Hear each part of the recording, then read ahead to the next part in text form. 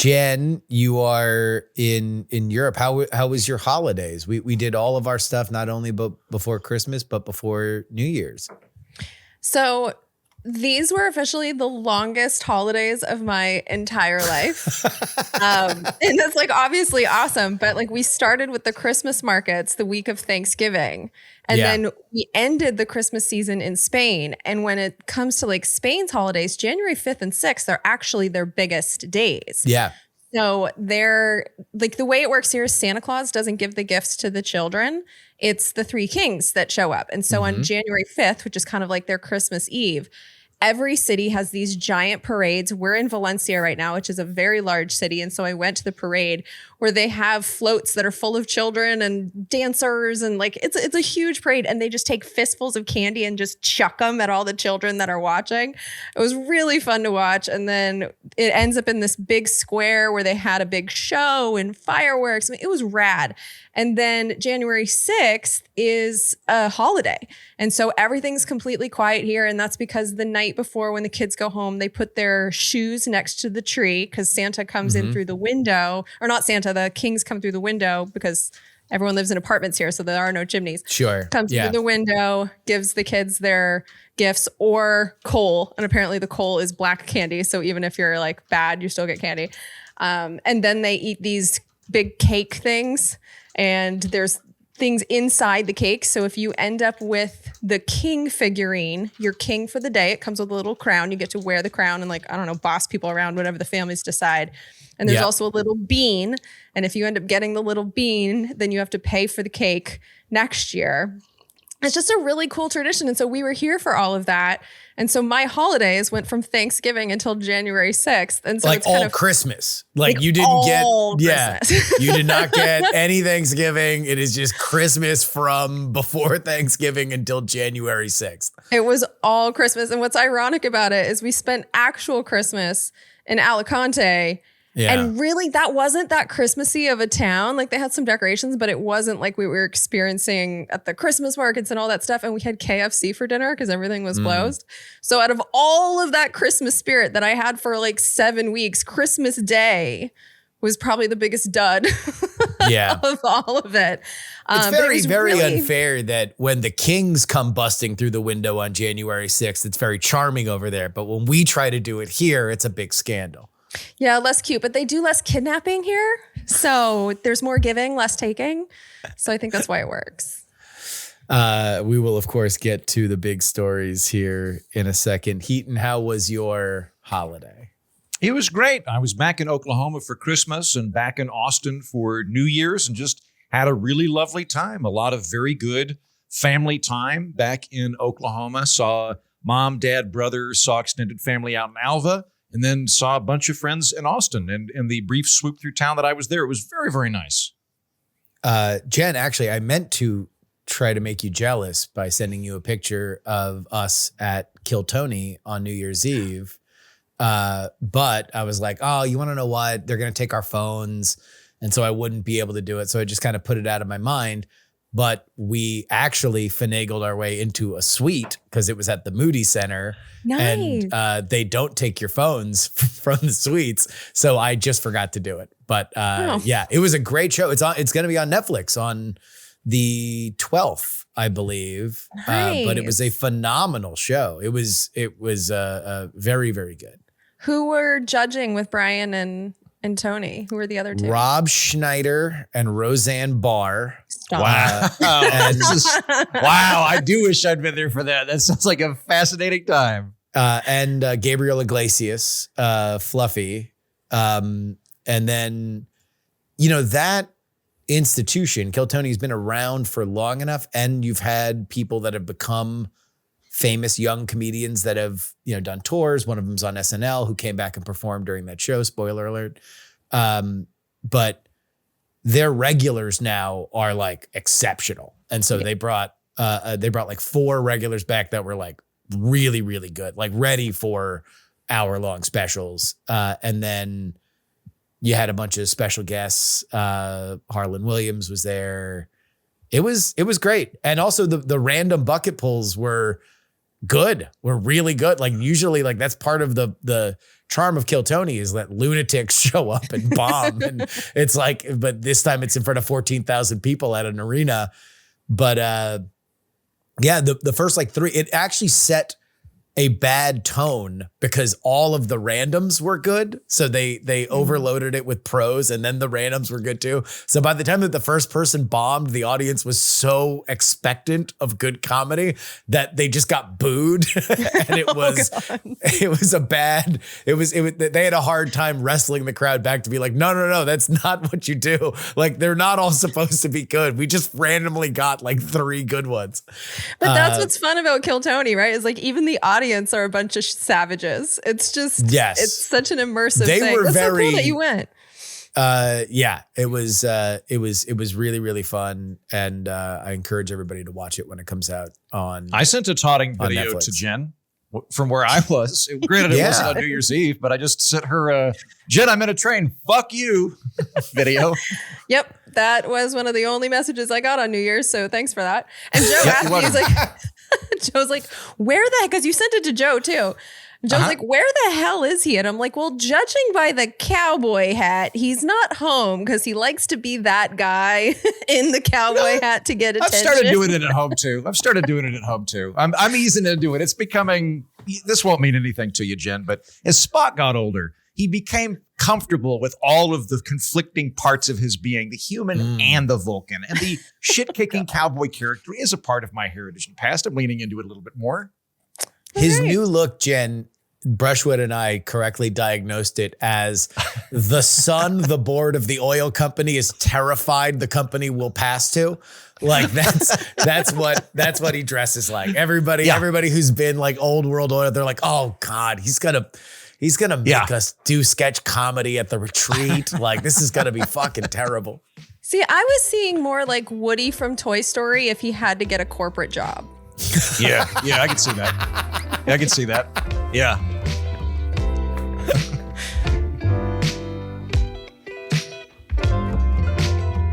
From Austin, Texas, I'm Justin Robert Young. From Valencia, Spain, I'm Jen Briney. And from Washington, D.C., I'm Andrew Heaton. And we're not wrong on this edition of the program, the first of 2026. We get going with a bang. Nicolás Maduro removed from Venezuela. Tim Walz ending his political career over a widening scandal in Minnesota. All that plus your emails. Let's get into it. United States forces launched a surprise overnight raid in Caracas last week to capture Venezuelan President Nicolás Maduro and his wife Celia Flores on charges of narco-terrorism and drug trafficking. The pair were flown to New York, where Maduro told a federal judge he remains the legitimate president of his country and pled not guilty. The operation was deadly, with Cuba reporting that 32 of their citizens guarding Maduro were killed during the extraction. Critics have denounced Washington's actions. The UN Human Rights Office said forcibly removing the head of state violated international law and could destabilize Venezuela and set a dangerous precedent for future interventions globally. Meanwhile, Venezuelan refugees who have fled since Hugo Chavez took over the country in 1999 and then was succeeded by Maduro celebrated globally. Jen, we'll start with you. What's the biggest part of this story to your eyes? So, I mean, there's so many, right? But the thing that I keep coming back to is that this appears to be a sign that Donald Trump is increasingly enthusiastic to use military violence. I think in the first term, he had people around him that were kind of had been in government for a while and were able to like stop some of his craziest impulses. I think those people are gone now. I think he's surrounded himself with people like Marco Rubio who have his own crazy regime-changing impulses, which he's now getting to act on. A lot of people consider Marco Rubio to be one of the ringleaders of this. I completely agree with that. And so when I look at this, comparing it from Trump 1 to Trump 2, Trump 2 is just so much more violent. I think there were people that voted for him, especially with what was going on at the end of the Biden administration with the violence in Gaza, that we were sending weapons to and supporting monetarily and diplomatically. I think there were people that were maybe hopeful that giving Donald Trump power again, he would kind of be more like the Trump one and maybe be the peace candidate, especially because he was coveting the Nobel Peace Prize so much and so vocally. And he just hasn't been that, from supporting the Gaza genocide to supporting, I mean, not just supporting, he did bomb Iran, and now he's just kidnapped the president of Venezuela. I just think that when I look at the next 3 years of this man being in charge, I see him using violence more and more, and he seems to be getting the praise that he wants from the people he wants it from with these military incursions. And so I guess I'm also sitting here in Europe, right? And so like I'm getting the reaction from the world, which is, it was interesting because this is the second time that I've been living in Europe when we've started a war. I was here in 2003 when Bush invaded Iraq, and for the months leading up to it. I've been here for 2.5 months now leading up to this. And it feels very different here. And it's really interesting to be in Spain because Spain has the most Venezuelans outside of Latin America. So there's a huge Venezuelan population. The night that this happened, there were a few people out with Venezuelan flags. I did run into one protest. It was a protest against it. So take that for whatever you will. But since then, it's been very, very quiet. Over here, the talk right now is all about Greenland. They're really worried that Donald Trump is going to go and basically attack a NATO country. People are very afraid that this is the end of NATO. And there's a lot of talk of like international law doesn't exist, because even the way that you framed this, Justin, is this is illegal under international law. But like, what is international law anymore? Because everything Israel was doing was against international law. When I look at international law, like the UN is where they all come together, but there was a fatal flaw from the very beginning, which is that 5 countries have vetoes, and 3 of those 5 are the US, Russia, and China. And we seem to be splitting the world into 3 spheres of influence, and the heads of those spheres would be the US, Russia, and China. And so if the rest of the world can't hold those 3 countries accountable, this is how we end up here. And so the Europeans are really worried about this because the Americans, obviously, like we've been the funders of NATO, we've been the protectors of Europe. They're worried about Russia's militarism, and if the U.S. attacks NATO, I mean, the common wisdom here is NATO is over, and no one here knows what that means.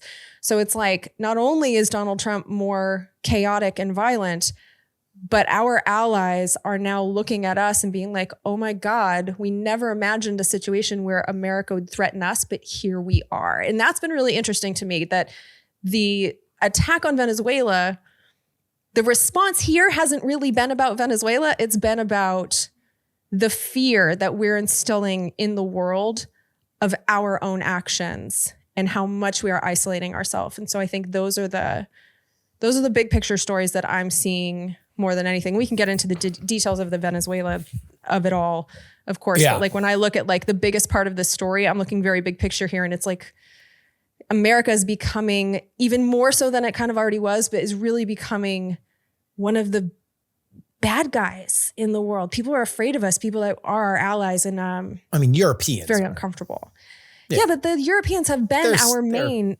Sure, but they're Justin, weak-willed. Let's not start shitting on Europeans. It's very annoying. I'm just saying, historically, they're weak-willed. In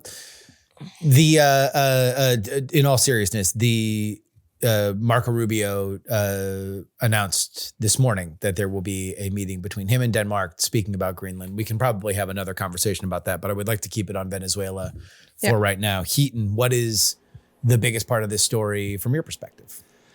Ambiguity. The part of the story that I'm trying to figure out that I don't know that can be figured out at present is, what does it mean by we're running Venezuela? What do we mean by that? Because I'm seeing very different interpretations of this from Marco Rubio and the president. When Marco Rubio is asked, are we running Venezuela? It's a lot of confident hemming and hawing that sort of approximates something around we are intimately involved with Venezuela and we're sort of nudging them the direction we want, but we're not occupying it. We are being very practical in terms of working with the government on the ground, but like he won't say like, yes, like it is an American protectorate. He will not say that. Trump is using language like that of like, yes, we're running Venezuela. It's our oil now. And I'm like, okay, great. I would like to know what our relationship with Venezuela is functionally. And I would like to know what we're going to do moving forward. Is this a situation where we are going to... We've had our very big deterrent moment with Maduro, and that's the finger wagging towards whoever's currently in there of don't step out of line and we'll capture you too. Or are we going to go in and occupy it, which I don't want to do? Or are we going to go in and go, hey, we recognize X person as the official president of Venezuela, and we are going to try to enact that? We don't seem to be doing that. So at the moment, there's a whole lot of ambiguity there. And it keys into what Jen was talking about earlier of this also unleashes a good deal of ambiguity of what the global stage looks like going forward. I won't get too far into it, but the fact that we're having conversations about Greenland is nuts. Like the fact that like I'm having multiple conversations with friends. I'm like, do you think we'd invade Greenland? And I'm like, would we invade a NATO ally? The fact that that's now something that sane people are discussing is crazy. On a less hyperbolic level, I think that this is going to have a lot of ramifications on how deterrence and how norms work moving forward internationally. So Jen brought up international law. Like, what is it? I agree. I think that was always kind of the case. Like, and this isn't Jen talking. This is people in general talking. There's an idea with international law that there is some sort of higher judiciary that you can appeal to that enforces law, and that's not true. There's no such thing. International law is intergovernmental treaties. That's it. It's intergovernmental treaties and norms. So it's not really ever had a law in the sense that a nation has laws, but it has had norms. Those are being subverted. And it also is, I don't know, I feel like on the one hand, America might gain deterrence by saying like, hey, if you get out of line in the Western Hemisphere, we'll come in and do stuff. So stay out of here, Iran and China. But on the flip side of the coin, we have a lot less credibility next time they want to go into a neighboring country and push them around like Ukraine. And, you know, where are we going to stand on that when they just say, well, it's a police action. It's not even a military action. The final thing I'll say is I don't have a huge amount of respect for international law, and I don't mean that in the sense that I don't like law. What I mean by that is it's intergovernmental treaties, and I think people ought to understand that intergovernmental treaties are different than law as they function in a country. And in that capacity, I am very worried about the subjugation of law in the United States. Congress was not informed of what, to me, is a very clear military action. We toppled the leader of a foreign country. We sent in American troops to do it. The fact that once the American troops punctured through a foreign country's military apparatus, landed on a military base, cut through sheets of metal with blowtorches reaching 3,000 degrees. They were going to. He didn't lock the door. They were prepared to do really? it. Is that what I meant? That's part of the reason why we were able to get in and out under the runtime of Christopher Nolan's The Dark Knight was that Tubby couldn't lock the door. Yeah. Well, the fact that once they opened the door, an FBI guy read the Miranda rights, to me, does not change this from a military operation and a foreign policy operation into a police operation. You can't write police on top of a Scud missile and fire it and go, well, it was a police thing, right? So like that to me is from a law perspective, the far more troubling thing. If I were the Trump administration, I would point to myriad precedents that have preceded all of this that have allowed it to happen. But somebody needs to draw the line somewhere. I wish Congress would do it right now. Well, and it's even worse than Congress not being notified, because Marco Rubio, right before Congress went on vacation a couple weeks ago, gave a briefing to members of Congress and straight up lied to their faces and says, we're not interested in removing Maduro. So it wasn't not only like we didn't tell Congress, they told Congress the exact opposite and then did this instead. Yeah. And it's like constitutionally, declarations of war require Congress, and authorizations of military force require Congress. These are constitutional prerogatives that have been chipped away at the last few years, in part because Congress has been so feckless, and in part because Congress gave broad authorization to Bush and never retracted it. So it's not like this is one-sided, but it keeps getting worse and worse. It is different than the last couple of times we intervened in Latin America. I think the most similar parallel to this is probably Panama. Noriega, 1989 when we removed Noriega. But there are a couple of differences with that as well. When we removed Noriega in 1989, Panama had declared war on the United States. Like, we were in a state of war according to Panama, which alters the equation. But on top of that, George H.W. Bush procured authorization from Congress for military action. So it was legal, I think, by both international law and by domestic law, constitutional law. So in roundabout answer to your question, Justin, I would say ambiguity followed by constitutional law are the biggest concerns I have here. Do you guys believe that Nicolás Maduro is the president of Venezuela? Yeah. I mean, I think the way he got power in 2024 is questionable at best, but... Or the election that he canceled before that? Yeah, but he was definitely ruling that place. I mean, how many times has Vladimir Putin pulled the same type of shit? He's been in charge for 20-something years. Vladimir Putin is still considered the president by the EU of Russia. He was not considered, Maduro was not considered the president of Venezuela by the EU or the United States. But he was still ruling the place. And in 2017, we tried to say, like, President Maduro isn't the president, so we're going to make Juan Guaido the president. And it didn't work. So I think as long as Maduro is running the government, which he was. Might makes right.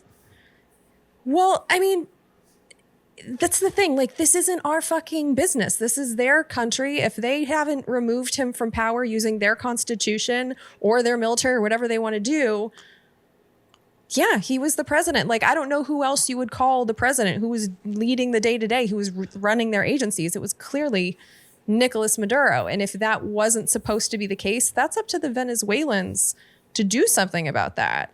And even if we were going to say that the Venezuelan opposition was trying to get our help or whatever to remove Maduro because he had illegitimate blah, blah, blah, blah, blah.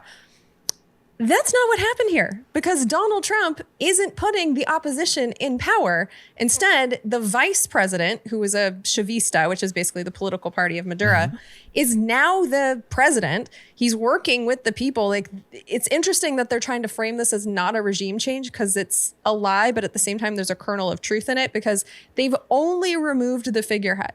Like, the Chavistas are still very much in charge. Very little has changed in their government. So, but yeah, I mean, that regime was in charge. They are in charge. They're running shit. So it's like, yes, he was the president. He was the head of state.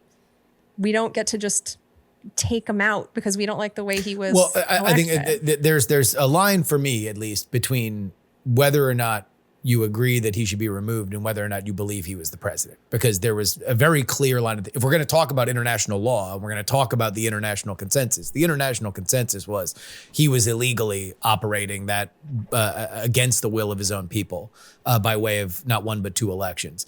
Now, the argument of removing him, that's another conversation. And the argument of what you do once you remove him, at least this is what is being laundered out into the press by the Marco Rubio side of it, is that the reason why you leave everybody in is that you don't want another Iraq.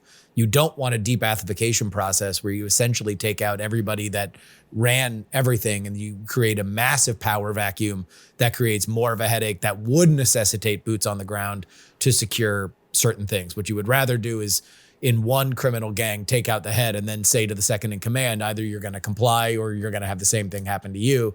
And that appears to be what is happening with Delcy Rodriguez, now the operating figurehead. And we will see whether or not that is a wise decision to have her battle it out with. There's apparently 3 poles of power that are existing in Venezuela right now, whether or not they get along, whether or not they will coexist, how things will move going forward, who knows? But if the idea was essentially you want to shut off Venezuela as a client state for China, Cuba, and Russia, this is the way that they're doing. And when you say that we are running the country, essentially what that means now, best as I can figure it, is we are running their import exports, specifically when it comes to oil. And we saw 2 more Russian tankers get taken today. Russia saying it is piracy. which is going to be great when, I swear to God, the first MS Now clip that I see of a Democratic operative defending Putin, it's going to be my Joker in a vat of acid moment. I'm just I'm going to be black-pilled on a level that fucking nobody has ever seen before. If you think that I've been nihilist before, just wait until that happens. But let's be clear about these Russian oil tankers. The reason this is connected is that those were Venezuelan oil tankers, and then the Venezuelans asked for Russia's defense. So Russia basically took these ships over, threw their flags on them, and said, these are Russian ships now. Yeah. And so that's why they're connected. This is still all connected to the Venezuela situation. I agree. Oh, with yeah. No, when these are, yeah. When I see like we're running Venezuela, I don't see us putting boots on the ground because we simply can't. Like, Venezuela is a very large country. They do have a military that can defend itself. And the Chavistas are a revolutionary group of people that are not going to just lay down quietly and let Americans like come and take over their government. Like, this would be a bloody fight that I just don't think we're up for. I also don't think Donald Trump understands Venezuela enough. Just the fact that the opposition leader is not being like, we're going to bring her into power. Like, no, he kept the Chavistas. So it's just the strategy doesn't make any sense. But what I am seeing is when they talk about running Venezuela, I think they're going to bully this vice president and the people that are still in power because he essentially threatened her life. He said, essentially, like, you're going to do what we want, or you're going to suffer a fate similar to or worse than Maduro. So that sounds like, at best, kidnapping. Sounds like a threat on her life to me. And I think the goal is not so much to steal the oil, because a lot of people are saying, it's the oil, stupid. I think the oil is a factor, but their oil, like, we're the number one oil producer in the world. And our oil companies would have to rebuild their infrastructure. It would probably say, by all estimates that I've seen it would take about a decade to do it. Yes. It would be an enormous investment in a country that is clearly not stable.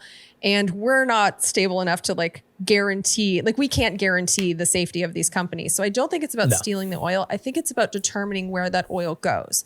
And I think that because of Marco Rubio. Marco Rubio, his wet dream is not to overthrow Venezuela. It's to overthrow Cuba. That's what he wants. That's what the people in Miami that he's serving really want. These are the people that were very rich in Cuba before this government took over. They fled to Miami. These are the people that want to get back. And so he is appealing to these Cuban interests. And by all of taking them? over, they were all rich. Let's stop. Let me finish my point before you start fucking making fun of me, please. When it comes to Cuba, the oil from Venezuela is what is feeding the Cuban regime. And so I think part of the calculus here is by determining where the oil goes, you can make it harder, because we've already blockaded Cuba for decades, but because they have this relationship with Venezuela, they're able to still get oil by this move, by taking over the Venezuelan oil transport system, we'll say. That cuts off Cuba. It also prevents the BRICS countries, so Brazil, Russia, India, China. It prevents them from having this stronghold in South America, but also prevents them from having this store of oil. So it is about the oil, but I don't think it's a straight up theft. I think it's just cutting off the flows that Venezuela had. And I think it's going to lead to Marco getting possibly a regime change in Cuba, which I think is what he's really coveting, and the people that fund his entire political career. And I think it's also about just preventing the international resistance to U.S. hegemony from having the riches of Venezuela. Because we also have to remember, it's not just oil. Venezuela is also rich in minerals. And so if you look at like the AI tech bros that have been funding Trump's administration, they also have things they can get out of Venezuela. And that hasn't been as much of the conversation as I think it probably should be when it comes to like who's going to get rich here. It's not just the oil companies. I 100% agree with you with maybe not 100, 99.8% agree with you in terms of everything that you just said. I do believe that this is about cutting off oil supply specifically to Cuba and China. China had put Venezuela in debt, and Venezuela was paying back that debt in below market value oil. That was how they were keeping their marker afloat, essentially. Venezuela has been a horrifically mismanaged country since Chavez, and has ruined essentially their ability to be a functioning petrostate, a rich petrostate, because they didn't maintain the equipment that was built by the Americans. They kicked all the Americans out, and they've let a kleptocracy of graft erode that country to the point where they were in hock to the Chinese, the Russians, and the Cubans. The fact that our sanctions had something to do with it. We have to at least put that in there too. It's been 4 decades of them. Sure. Okay. Throw that in the goulash. The fact that Chavez or Maduro didn't trust Venezuelans to guard him. He trusted Cubans to guard him because he was afraid Venezuelans would murder him or turn him in. Tells you what you need to know about his relationship to the people. We now have inverted that relationship. I 100% agree. I think we might quibble on his motivations. I don't think that Rubio needs a cent to want the Communist Party out of Cuba.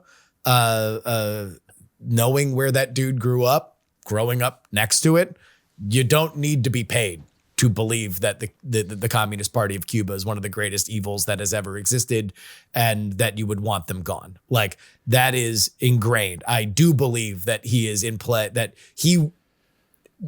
the idea that in the next 2 years he could have a statue on Calle Ocho in Little Havana is a part of it. And I do think that the regime in Cuba understands that. I saw a clip this morning where in Spanish language on regime television in Cuba, they were essentially making an argument to Donald Trump, like, hey, better the devil you know. You never know what's going to happen if you kick us out. But that is an American priority that has lingered in, within 90 miles of America for 70 years. If that is overturned, that is one of the most meaningful, significant foreign policy issues that would be resolved in essentially a century. Are you saying am I hearing that you want them to do this, Florida man? Oh, I would fucking celebrate the day that the Communist Party is drummed out of Cuba. I do think that it is an evil regime, 100%. I think that what the Chavistas did to Venezuela is unconscionable. I think that it is horrifying. It is a human rights disaster. But you don't think that these human rights disasters in both of these locations are at all affected by the blockade that we have put on their country and like cutting them off from international finances? And you don't think that had anything to do with the poverty and... No, not that I think that. Look, when you declare yourself in opposition to the United States, then what is the United States supposed to do? Now, did they, have they tried to affect this change through way of blockades? Did that cause human suffering? Almost assuredly so. But, at what point is there agency on these countries that have decided to declare themselves in opposition to the United States? I just think that I don't know, man. Castro and Chavez both, were setting up a bold new world order that would eventually crumble the imperialistic capitalist regime of the United States. That was the goal. They don't have that much power. And the thing is, but that was their goal. That's what they were doing.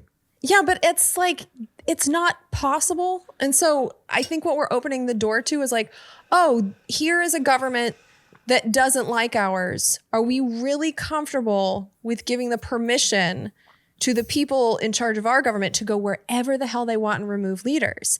I've been against this my whole life. I'm against it now. And I don't really give a shit about what's happening on Cuba. I really don't. And I don't see how it affects us all that much. And I am very uncomfortable with giving Donald Trump carte blanche to go to all these different, because it's not just Cuba, it's Colombia, it's Iran, it's Mexico, Canada, for Christ's sake, he's talking about. Where does it end?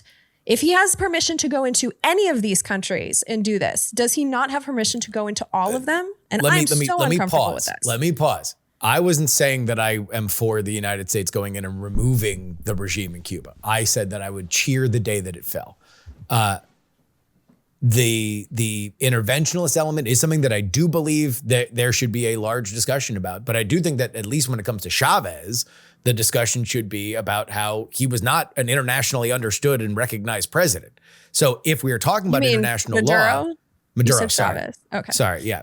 Maduro was not.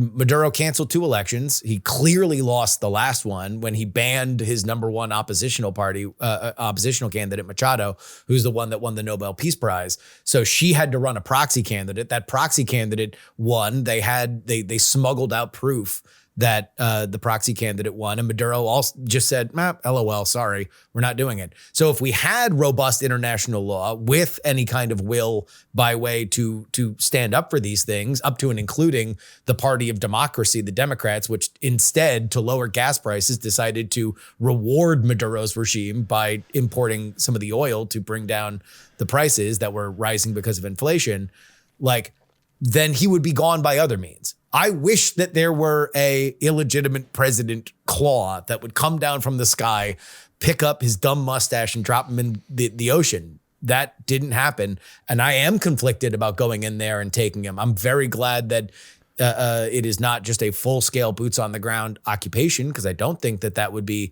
measurably good for the United States. And I do hope on some path that there is a way that the Venezuelans can actually determine their own fate going forward. But I don't blink in Maduro's fate. I think Maduro's a fucking butcher. But I think that there's a big difference between saying that Maduro was good. I don't think it's a defense of Maduro, because let's also be real. We don't really know what the conditions on the ground were in Venezuela. We're hearing from the same propagandists that told us, what a hellscape Iraq was. And I don't know, man, I don't trust a lot of what I hear in a place that I've never been. My opinion on this really doesn't have a lot to do with Maduro. It has a lot to do with the actions of my government, which is that my government is going to other countries, kidnapping their leaders. If we have an international law, if we are the country, we have said that we are the country that created international law and we are the enforcers of international law.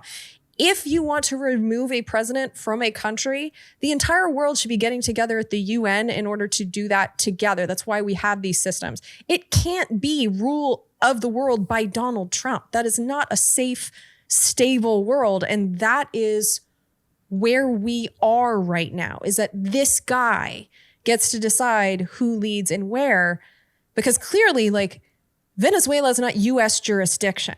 So the idea that we can under US law, go and take this guy and import him from Venezuela, it's just absurd on its face. This is a lawless thing that we are doing. It's our actions that I'm focused on. It's not really about Maduro, just like it wasn't really about Saddam Hussein. We keep doing this, and it never ends well, either for the American people or for the people in these countries. And that's where my concern is. And because the reaction hasn't been 100%, how fucking dare you? I worry that this is just going to embolden Trump to do it again and again and again until there is an inevitable failure and American soldiers die and this turns into a giant clusterfuck, or we've ended up in World War III somehow. This can spiral so much. At some point, the American people need to say stop to this man. And I just wonder how many red lines he needs to cross before we do so. Heaton, you're quiet. Can't get a word in edgewise. Don't know how to.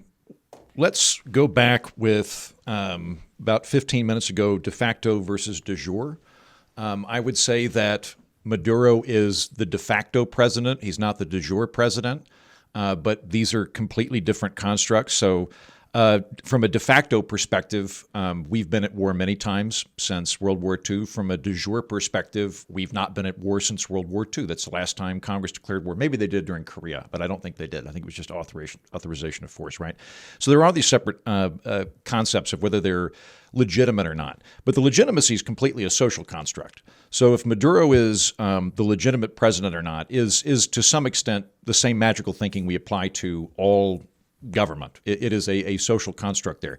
I think it's pretty clear that Maduro did not win the last election, that he rigged it. We said that. The European Union said that. 60 other countries said that. Canada said that. Everybody agrees, outside of Cuba, Iran, and Russia, basically, that Venezuela rigged the last election, which goes us to the next question, which is, should he be removed? And if so, what would take that place? I think that's part of why you see ambiguity going on right now. So from a legal perspective, the United States does not recognize him as the legitimate president of Venezuela, which is correct. He wasn't democratically elected. He's not the democratically elected president of Venezuela. Gonzalez is. So if we wanted to install a democratically elected leader, we would put in Gonzalez. But this is tricky for a few reasons. He is the de facto leader. He is the guy that's actually running the show. He is the guy that actually has the power. So if you just swap him out and you put somebody else in, assuming that we even have the authority to do that or we had international backing, there's a question of whether or not they would have the capacity to do anything with it. In the case of Gonzalez, it's also a little weird because he wasn't the favored opposition candidate. Machado was. Machado was the favored opposition candidate, who I would love to become the president of Venezuela, but she was removed from the ballot by Maduro. And so Gonzalez came in. Their plan was to do kind of a sidestep thing, have him win, have her be the vice president, then have him step down and her come up and be the president.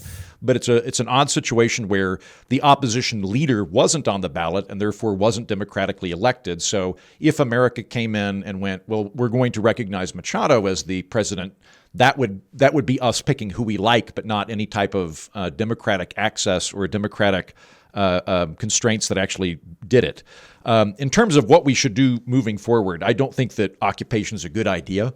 I'm not in favor of that. But as you both point out, that doesn't seem to be where the country's going. It doesn't look like that's something we're really interested in doing. It's more of export-import in terms of what's going to happen there. I agree with both of your analyses that a lot of this is a staging operation for Cuba. I think that there were multiple camps within the Trump administration that were agitating for this. There's the oil factor, although I agree with both of you. I think it'll be a while before the oil could be accessible. And on top of that, like the idea that Trump's going to try to bring down gasoline prices in the United States by opening up oil markets in Venezuela, it'll be a long time before it does it. It seems more likely that it is something to do with Cuba and Iran and Russia, all of which have presences in it, which is, I think, part of the reason that the Pentagon agitated for this was they're getting Cuban intelligence, they're getting Russian military. I don't know China's involvement, but there's some China involvement that was considered not permissible by the Pentagon. But more specifically, you've got these hawkish characters in place in Rubio and others that want to oust Cuba or help Cuba implode. I do not want to go into Cuba. I do not want to invade Cuba, but I share your position, Justin. I would love it if the Cuban people got rid of their communist regime. I think that would be a terrific thing. Ditto with Venezuela. I would love it if they went back to being a democracy and were to actually have functional elections. That's going to be tough, though, for them to do that because Chavez purged the military of everybody that wasn't a Chavez person, and the military is the strongest institution. And so what Machado was going to do if she came in is she was just going to start the military again from the ground up and like basically fire everybody and then rehire them because they had to go through an indoctrination process with Chavez, so everybody in the military is part of that thing. It's all a big fuck cluster, but I would love it if they got to being a liberal Hayekian democratic capitalist ally state. That would all be terrific.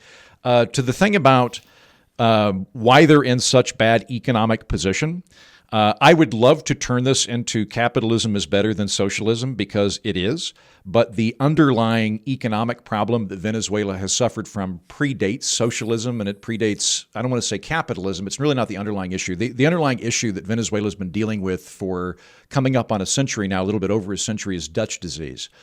Dutch disease, not Dutch elm disease, but Dutch disease is where your government becomes addicted to a single resource export market. And that happened in 1920. It got really bad in the 50s. It got bad under Perez. Under Perez, they got used to having oil revenue pay for everything rather than having any actual industry or other exports. They got used to it. One of the bad things that happen when you're in a country like that is when all of your oil revenue pays the taxes, people don't really pay attention to what the government does anymore because they're not paying the taxes, and you get a disconnect between the democratic process and government spending. That happened under Perez. Perez then gets hit by a recession. The oil prices drop down, and he responds with austerity, which is where Chavez comes in. Chavez comes into power by trying to do a coup against Perez. He wasn't a guy that believed in democracy. He thought democracy was sclerotic and that legitimacy comes from results, not from institutions. He tried the coup. Perez allowed him to talk on television, which was a really bad idea. The next guy pardoned him, and then he became president, and then he did a number of very stupid things. I don't even want to say like socialist so much as he did a lot of very idiotic price controls that exacerbated all of the underlying problems that Venezuela already had and made it much worse. And then it just kept going, and we get to where we are now. I hope for them that they're able to get a stable economy and a liberal democratic government moving forward. I do not want us to accomplish that by occupying it and having a military presence or treating it like a American protectorate.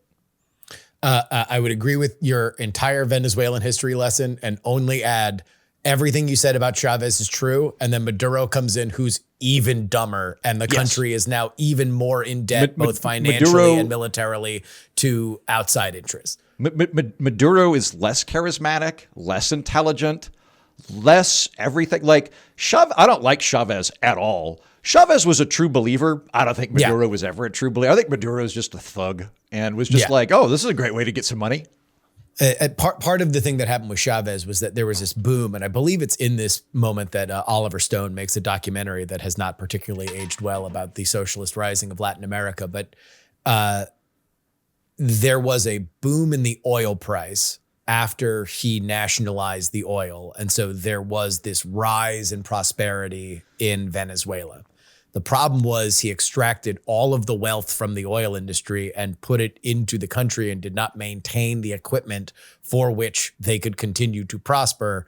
And so they produce now, I believe, 18% of their capacity of what they could be bringing up in a very hard to refine crude.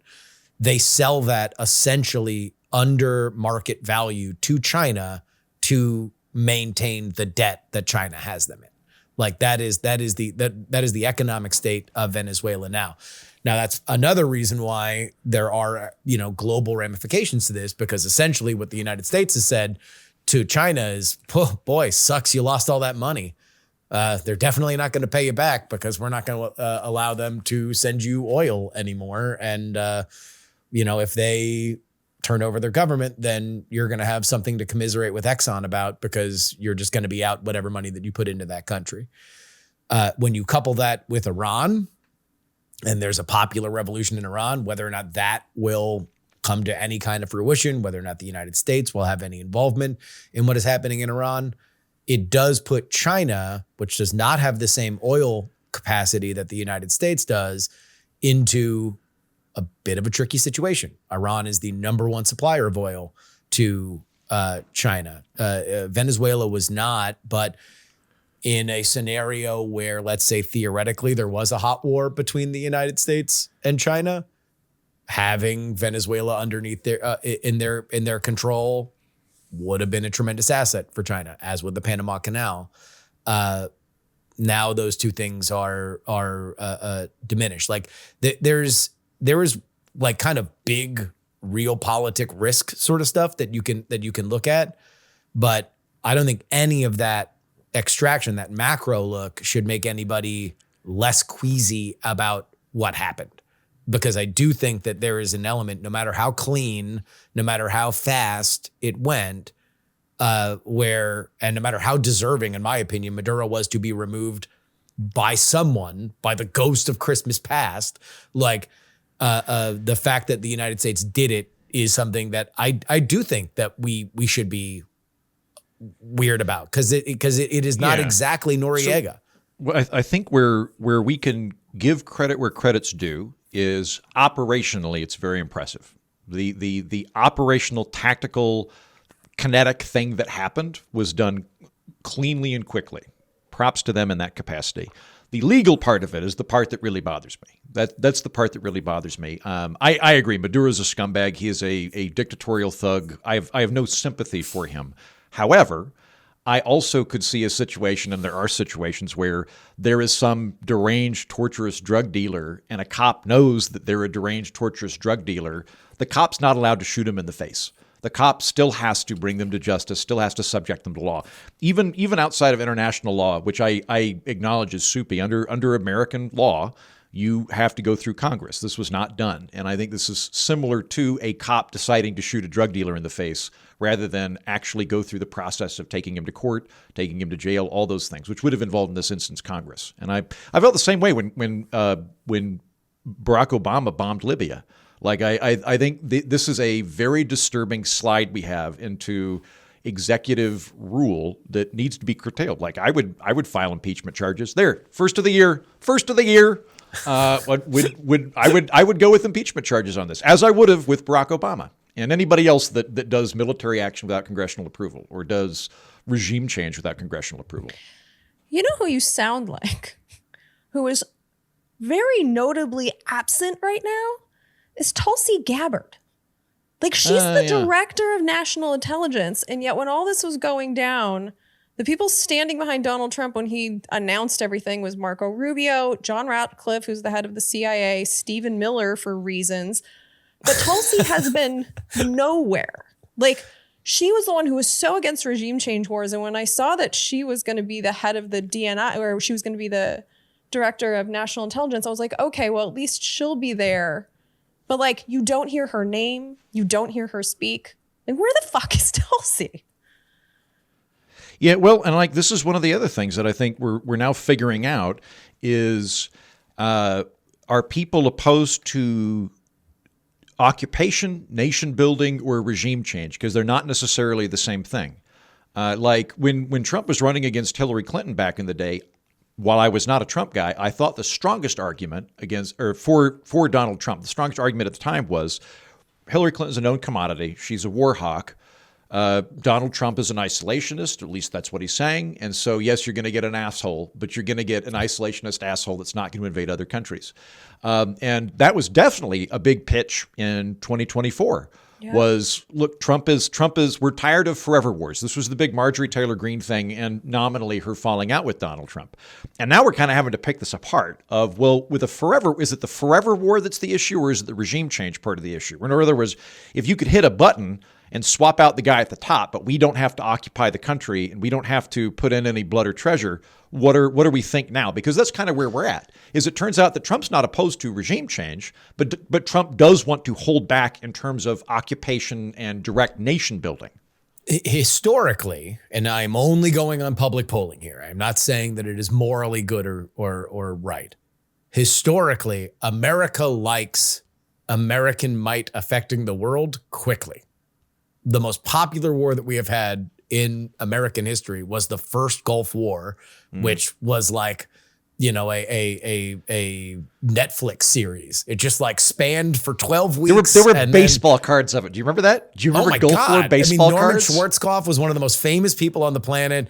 It drove George H.W. Bush's approval ratings to the sky because we showed that America was tough. America was strong. We went around the world, defended people that we had been told were innocent people against a militaristic regime. We stopped when we stopped, and then we were home. Tie a yellow ribbon and we got the around Japanese to tree. pay for it. It was kind of a slam dunk. I got to say, from a war perspective, that was a pretty slam dunk episode.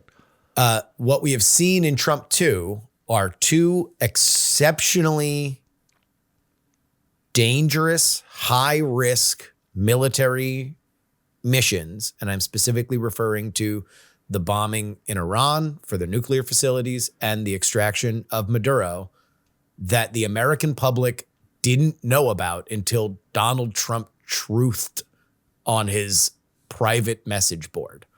That is when the world found out that it had been done. Was that. I don't know where it goes. I mean, I think that if you're going to look at it in terms of public policy, so from Jen's perspective, at what point does the United States stand up and say, "Hya" and no further, to put it in Heaton's language? Thank you. I think that has more to do with what's going on in the kitchen table issues. You know, when things are affordable and people have jobs, we have a tremendous appetite for war in America. We have a tremendous appetite for foreign aid. We have a tremendous appetite for our enemies getting smited. When things are tight, we have less of an appetite for it. It's, wait, if you're competent at that, why can't you be competent at a thing that makes my life better? we're in a very weird, soupy situation now. And it's also very hard to tell because we're very polarized exactly where that is going to take place. But at least right now, there has not been in American public polling an overwhelming condemnation for the Maduro effort. It has pretty much been split on the exact same polarized political lines that we have seen for everything else. Like the independents are splitting slightly toward no, but not in a way that would send up warning bells politically. Do they, Justin? Like I'm curious here because like I'm conflicted on this. Like my big problem with U.S. interventions is we're not good at nation building. We're great at ousting. We're really, really good at ousting. Like in Gulf War Part 2 Electric Boogaloo with George W. Bush. I mean, like we went into Baghdad in like a week. Like we're really good at ousting, right? It's the follow through that we're not good at, right? So the follow through is the thing that I'm most worried about. The boots on the ground, people blowing up cars, young men coming back in coffins, young men on that side blowing themselves up, and the trillions of dollars that we spend. Those are the practical things that I'm most worried about. On a secondary level, I think we've got a pretty bad track record on net of regime change. There are some success stories. Japan and Germany are good examples. I'd say I don't know a lot about it, but from where I'm looking, Panama seems to be one we could put in that boat. In that camp, but in general, at least in my lifetime, we've been pretty bad at the regime thing. So I'm curious, when you look at the polls, are they making a delineation between regime change versus occupation? Because I know the Trump people tend to be no forever wars, but are they okay with regime change as long as it doesn't? I think involve that this the war would be very, very different if there were American boots on the ground. If there were American boots on the ground, I don't believe that this would be looked at as popular at all. Even by the MAGA people, even by the Trump true believers. I do think that is a hard line in the sand. But this is a weird situation where it's like, okay, in and out, got this guy, hurts our enemies, theoretically helps the United States. It is ambiguous to your point. Heaton, at least in terms of the priors of what people would want. Now, there are some folks that I genuinely agree with about, hey, really should be talking to Congress about stuff like this. Yeah, on that note, and by the way, that's something that I hear from MAGA people. I hear from hardcore. The vibe that I got from like MAGA Congress people was, what the fuck? This is not America first, blah, blah, blah, blah, blah. Did any of that break through? No. That's private griping that they put their finger in the wind. On that note, they're going to let go. I think that the Trump people don't have a good argument for that. Like Marco Rubio in the various media rounds he's doing will bring up, we couldn't get congressional approval because if we went to Congress, somebody would leak it. And I'm like, that doesn't obviate legal obligations. You can't just say going through the legal process would be inexpedient, so we didn't do it. Like, there's no validity to that. And then you could also just do it in general. You could just go, hey, we would like eventual use of authorization of force to remove Maduro from power. We're not going to tell you when. We'll give you a briefing as soon as we can, but we want permission to do it. They could have done that too. So I don't think the law is on their side at all on this. But they don't need to.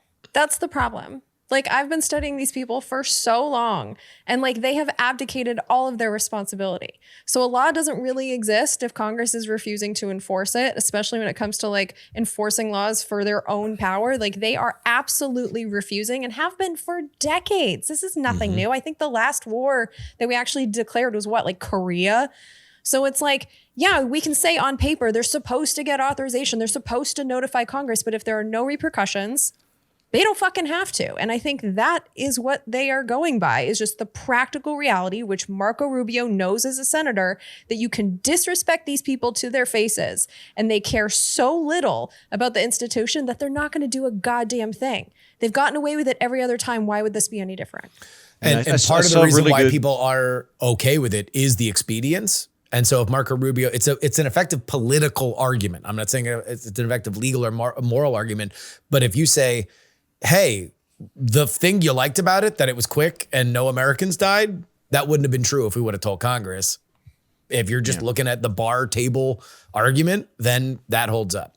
Yeah, it's a good practical argument. Jen, to your point, I saw a great quote earlier today. I can't remember who said it, but they went, I didn't really like Congress when I had it, but now that it's gone, I miss it. I was like, I think that's a pretty apt description of the institution at present. Yeah, I mean, I say this with nothing but disgust because, like, I want Congress to be the most powerful branch of government, as our founders seem to intend for it to be. And I'm so angry every day as I watch this Congress do nothing. But to pretend that it's, and I'm not saying you are pretending, but there is always this argument when something like this happens that, like, we have these laws about, consulting Congress. If Congress doesn't respect itself enough to demand these things, then I don't know why they would expect the executive branch to. And it's our job as the American voters. And here's the good news about 2026. This is our chance to fire these fuckers and replace them with people that actually will stand up for the institution. And when I talk about these fuckers, I'm talking specifically about the Republicans because they have abdicated all of their responsibility in Congress. They're the ones in charge right now. There's nothing the Democrats can do. So that's the only silver lining I have here. Is that it is an election year. And if we are angry about this, this is the year that they might listen to us. And I hope that those of us who are mad, especially those of us who live in Republican House districts, because all of them are up for reelection, I hope we are very vocal about it to these people, because if you want Congress to stand up, you have to demand it. You have to let them know that it is not in their political favor in 2026 to continue to allow the Trump administration to be lawless. This is the problem with polarization. If you look at everything by way of our team needs to, their team can't, then you justify all of this and you essentially eliminate the lines between the Senate, the House, and the White House. This is, everybody plays team sports. You're doing a bad job if you stand in the way of it, and everybody gets run over and you get pruned if you don't say the right words. I don't know what changes that. We're in a hyper polarized time. And part of the reason why, Jen, you've made a very, very compelling argument for executive oversight in a world where the executive branch is continuing its trend toward unilateral movement. And yet what we're going to get to right after the Patreon plug is going to be the number one reason why there is going to be a play to polarization as to why the Democrats cannot get back into any kind of power. Final thoughts here on this. Anything else on the way out, Heaton? No, I'm trying to figure out what's going on. And I think that we just saw some tectonic plates move, but I don't know which direction they're moving. Here's a way to raise money. Maduro, he's in the same prison system as P. Diddy, Sam Bankman-Fried. Let's just get some cameras in there. Let's get some testimonials. Like, we can sell the rights to this. This is going to be a big money thing. Jen, any final thoughts?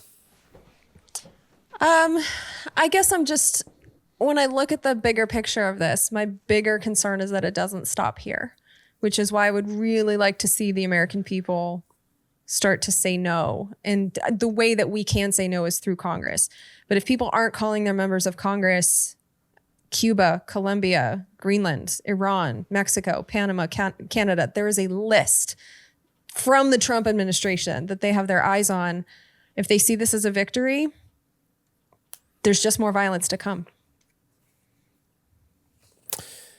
Patreon.com/we're not wrong, where you need to go if you want to get a bonus episode of this show. And we are going to be talking about another Trump administration action, a review of women in military combat roles.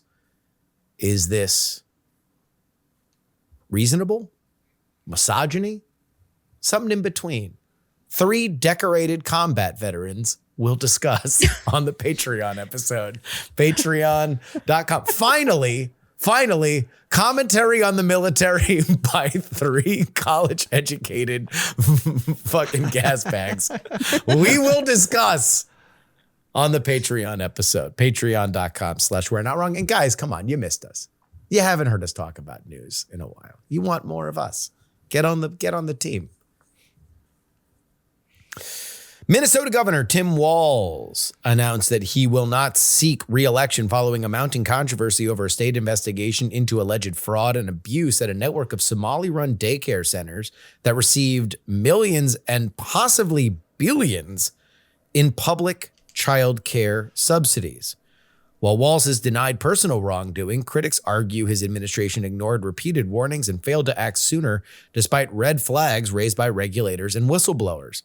The scandal has fueled bipartisan frustration over oversight failures and reignited debates about accountability in social service spending.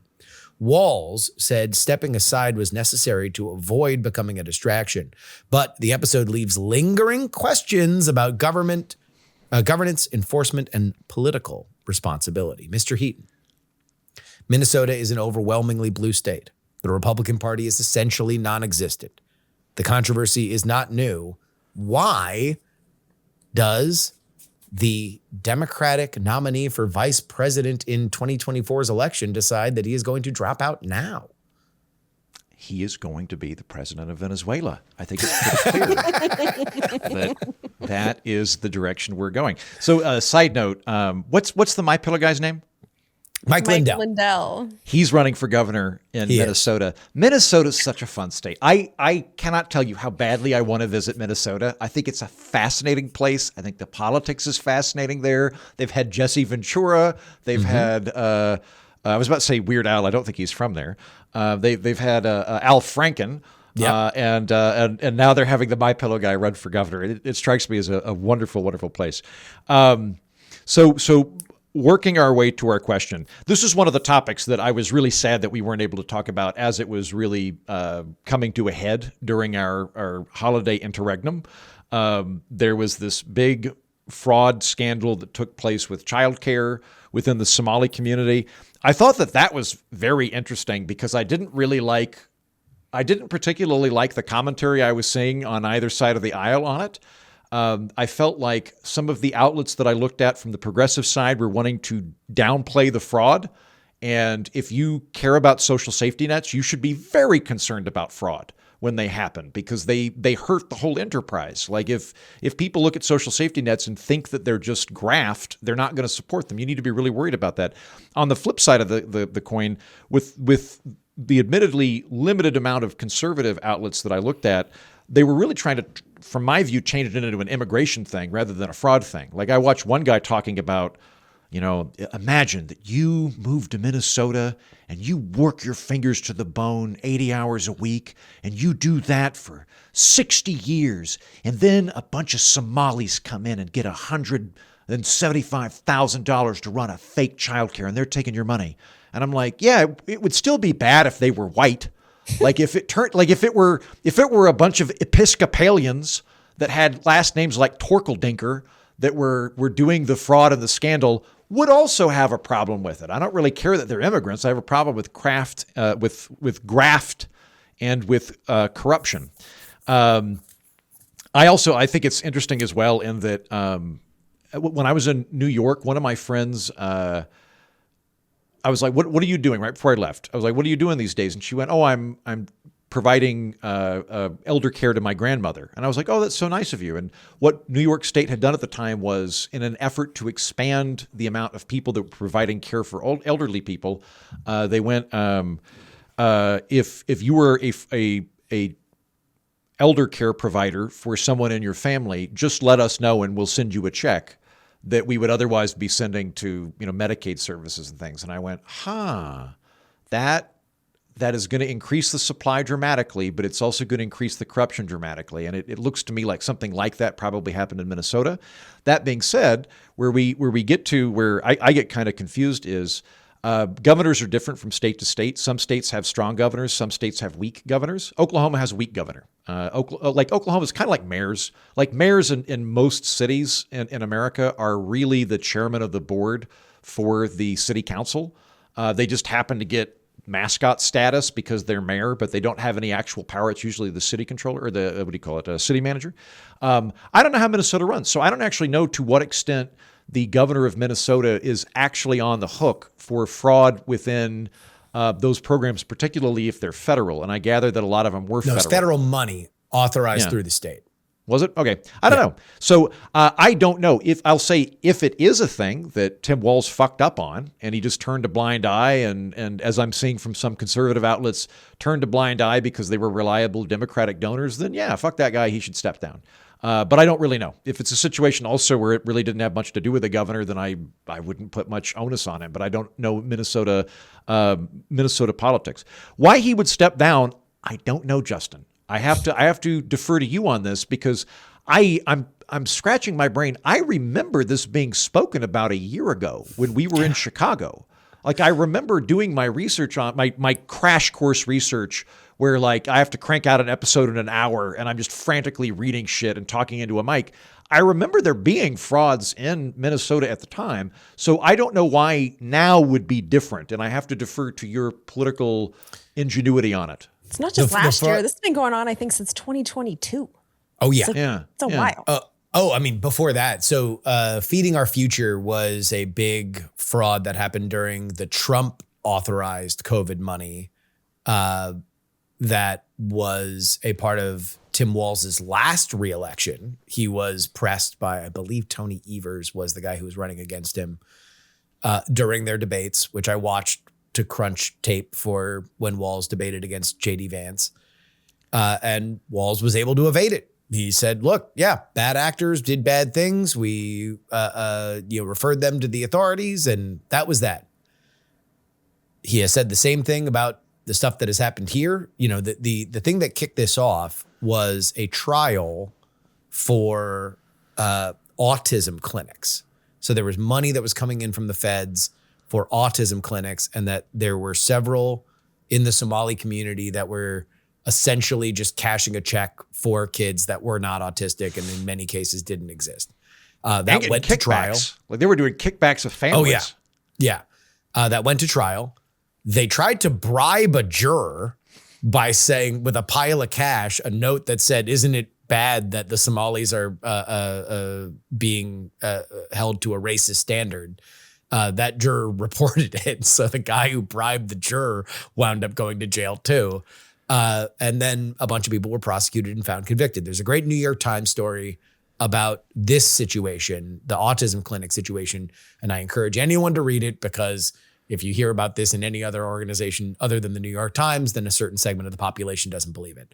What then kicked it off to the next level was a YouTube video by a kid by the name of Nick Shirley, who was following an old dude in Minnesota who says that there are daycare centers that were getting money from the state by way of federal dollars, and that the daycare centers were essentially empty. They were similar to the autism clinics where kids were registered and then never showed up, that this was a money mill to get cash in, and that the total fraud could reach not only into the millions or the tens of millions or the hundreds of millions, but the billions.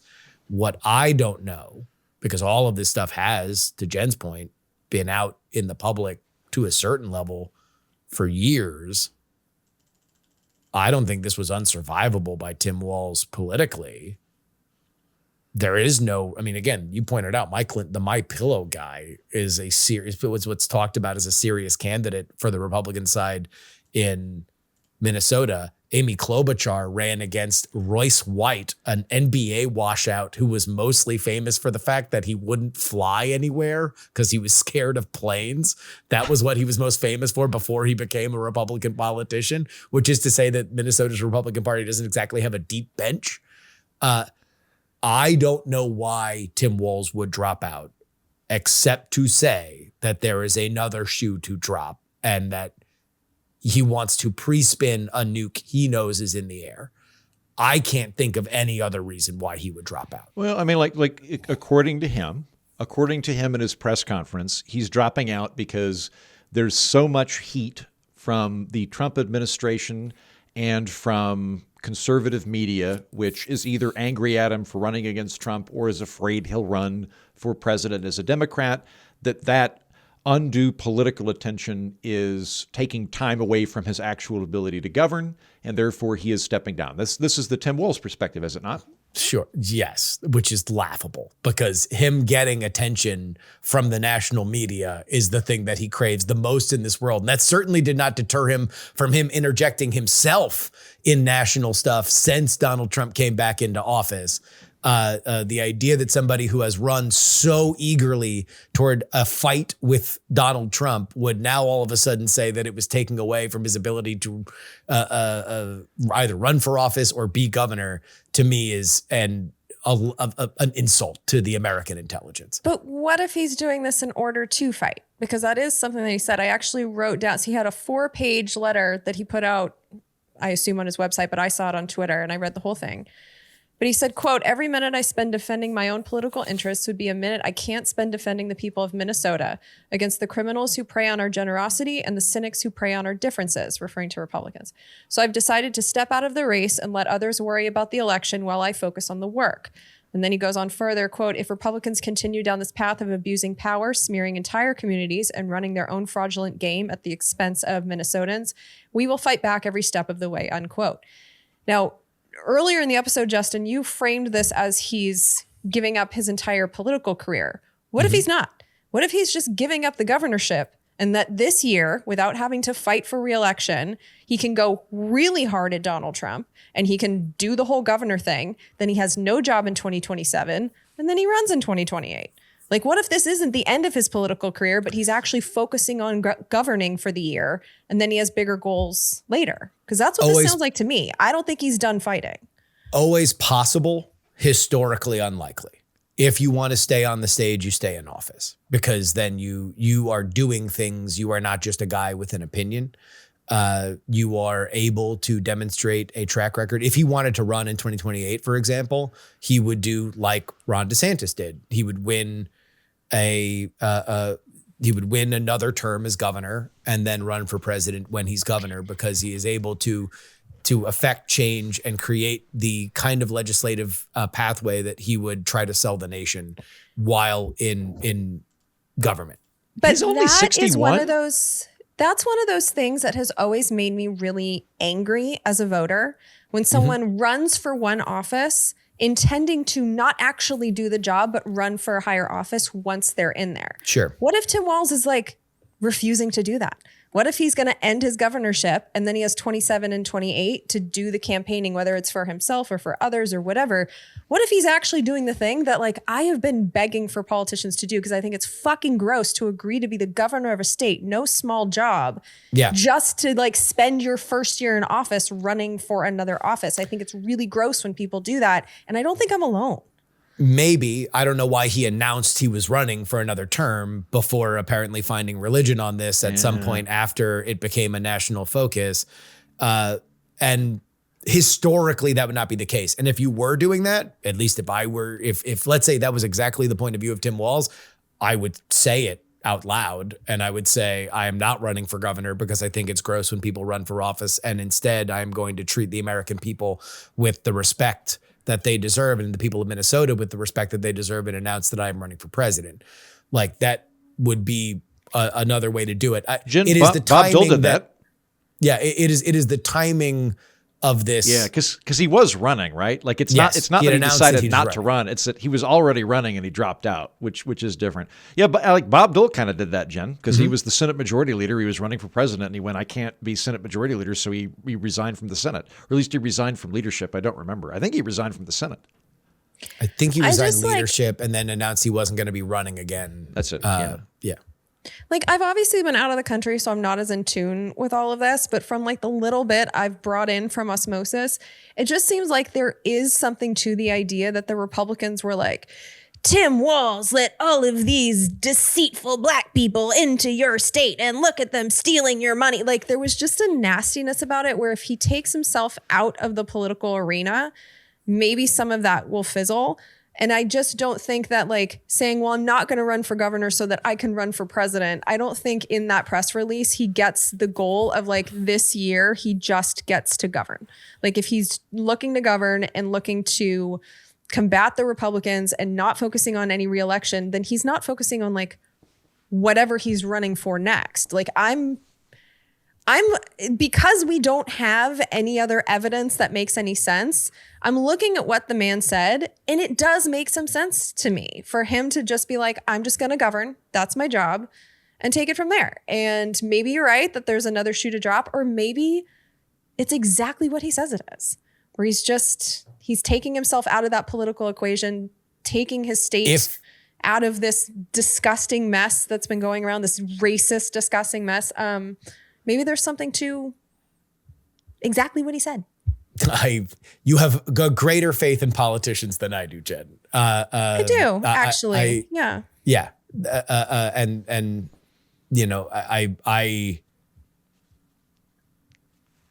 if he desperately wanted this fraud to be punished and end, then I don't believe that what he should do is drop his reelection campaign. I think he should resign as governor. Because if there's one thing that does appear to be the case, is that he has been, at the very least, very incurious about this fraud for now 2 terms. He has. I don't even know if that's true. They found the ringleader. It turned out to be a white woman. She was prosecuted. I'm pretty sure she's in jail now. That was back in 2022. So it's not like this wasn't on the Minnesota government's radar and that they were doing nothing about it. There was also a series of whistleblowers that have come forward that were apparently told to stand down. There were many investigations of people that brought this to the attention of the Minnesota state government that were shot down and now are kind of having their moment in the sun as this has become more of a national issue. There is a clear pattern of, at the very least, incuriosity on this, and whether or not it is I'm not here to say that there was a direct benefit or a financial kickback to people in charge, but at the very least to protect a solid voting base, there does seem to be some level of protectionism there. So earlier I said, let's give Walz, his good faith argument that this is media and nasty Republicans making him incapable of running. Jen took the ball with that. Let's now flip it and be very cynical. Justin, what is the most cynical interpretation of Tim Walz in this instance? Would it be that Democrats were getting money from the Somali community, so they didn't want to go after it? Would it be that they just didn't want to appear racist, so they refused to look into matters? Like, what is the most cynical interpretation?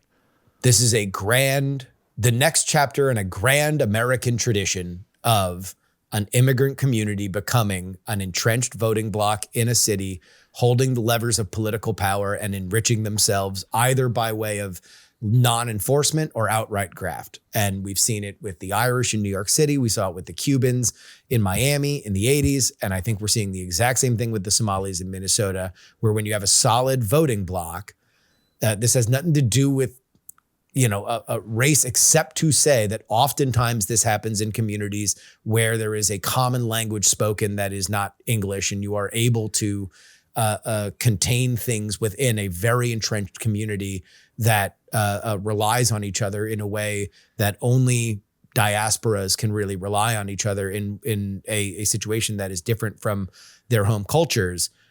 But this is a regular pattern. We've seen it in American history over and over and over again, and politicians have taken advantage of it over and over and over again. So, you want the wildest version of it? Watch Cocaine Cowboys, the documentaries about the cartels in the 80s, and see how complicit politicians were, local politicians and statewide politicians were there, where there were people that were just absolutely bought off.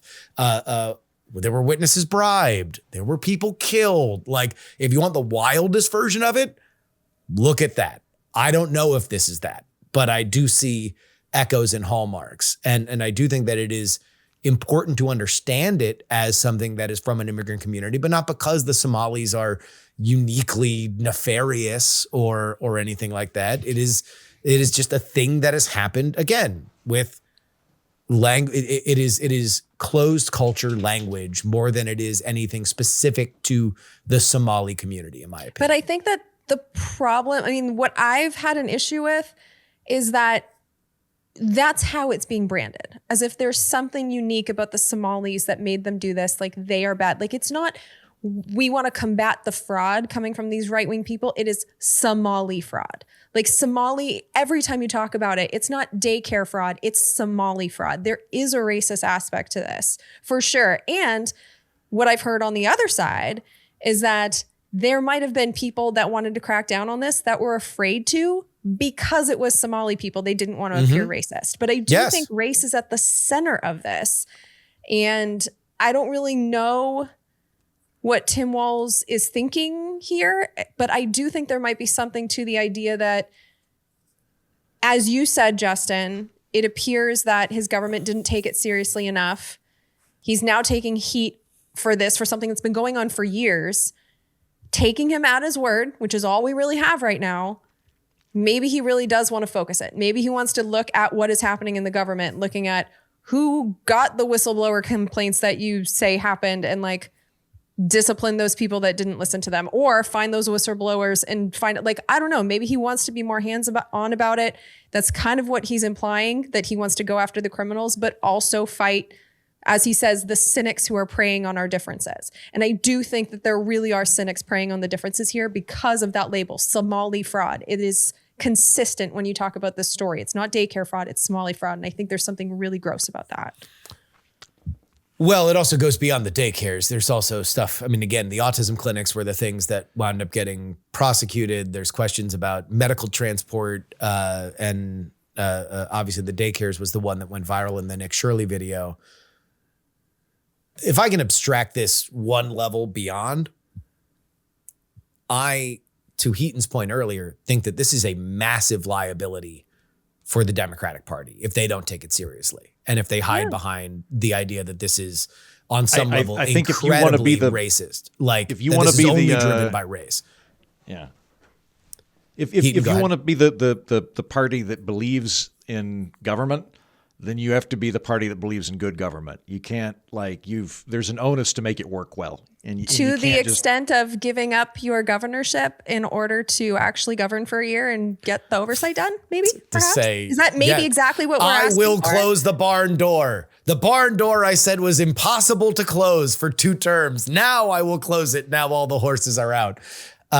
But we can't ask for better governance and then have a guy say that this is what he's trying to do and then shit all over it before we have any idea that he's doing anything other than he says. Like, if this is actually the stance what we is want, he doing? He's saying he's not running for a 3rd term. He's not resigning. Because he's going to focus on this fraud. So if we're going to sit here and say it's going to be very politically damaging if the Democrats don't focus on the fraud, and then you have a guy who's saying, I am going to focus solely on this fraud and governing to the point that I'm not going to campaign anymore. And then we shit on them for doing that. It's like one of those things where the Democrats can't win no matter what they do. Okay. Because we have cynics here that are like, oh, the other shoe will drop. We'll find about him and the Epstein files. Democrats. You're right. Poor Democrats. So here's... No, it's not a poor Democrats thing, but like, do you see the contradiction in what we're saying? They have to do something about it. Let me get beyond Tim Walz. Because before we started, I was watching the congressional hearing about this. They had a congressional hearing about it. And it was going back and forth between Republicans that were obviously grandstanding and spiking the football because this is a winning issue for them. When you can hit Democrats for fraud, you are essentially putting the lie to their main thesis. Like, there are power pitches for both of these parties. And the biggest, most meaningful power pitch that Democrats can give the American people are robust government, run well, makes your life better. And the Republicans don't agree with that. They are inherently against it. We are for it. We are here for you. We will meaningfully make your life better because of that. That is damaged when fraud is involved because independent voters don't like fraud. Democratic voters don't like fraud. Republican voters sure as hell don't like fraud, but they didn't like the programs to begin with. Who likes fraud? Exactly. That's my point. The Democrats in that hearing exclusively went to what about Donald Trump putting his name on the Kennedy Center and like doing X, Y, Z.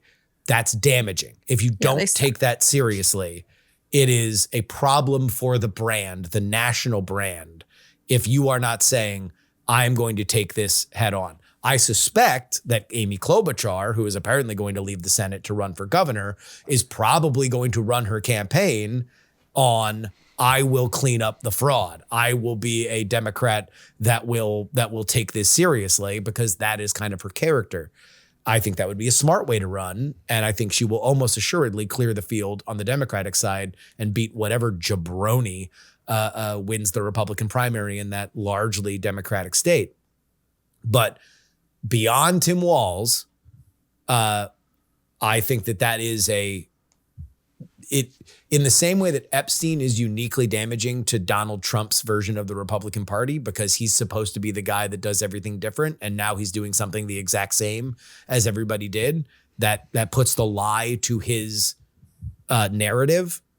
Massive fraud, $9 billion worth of fraud, which is at the upper ends what people are saying this could be, is corrosive. It is. We cannot trust the Democrats with money because they will allow it to walk out the front door for nothing.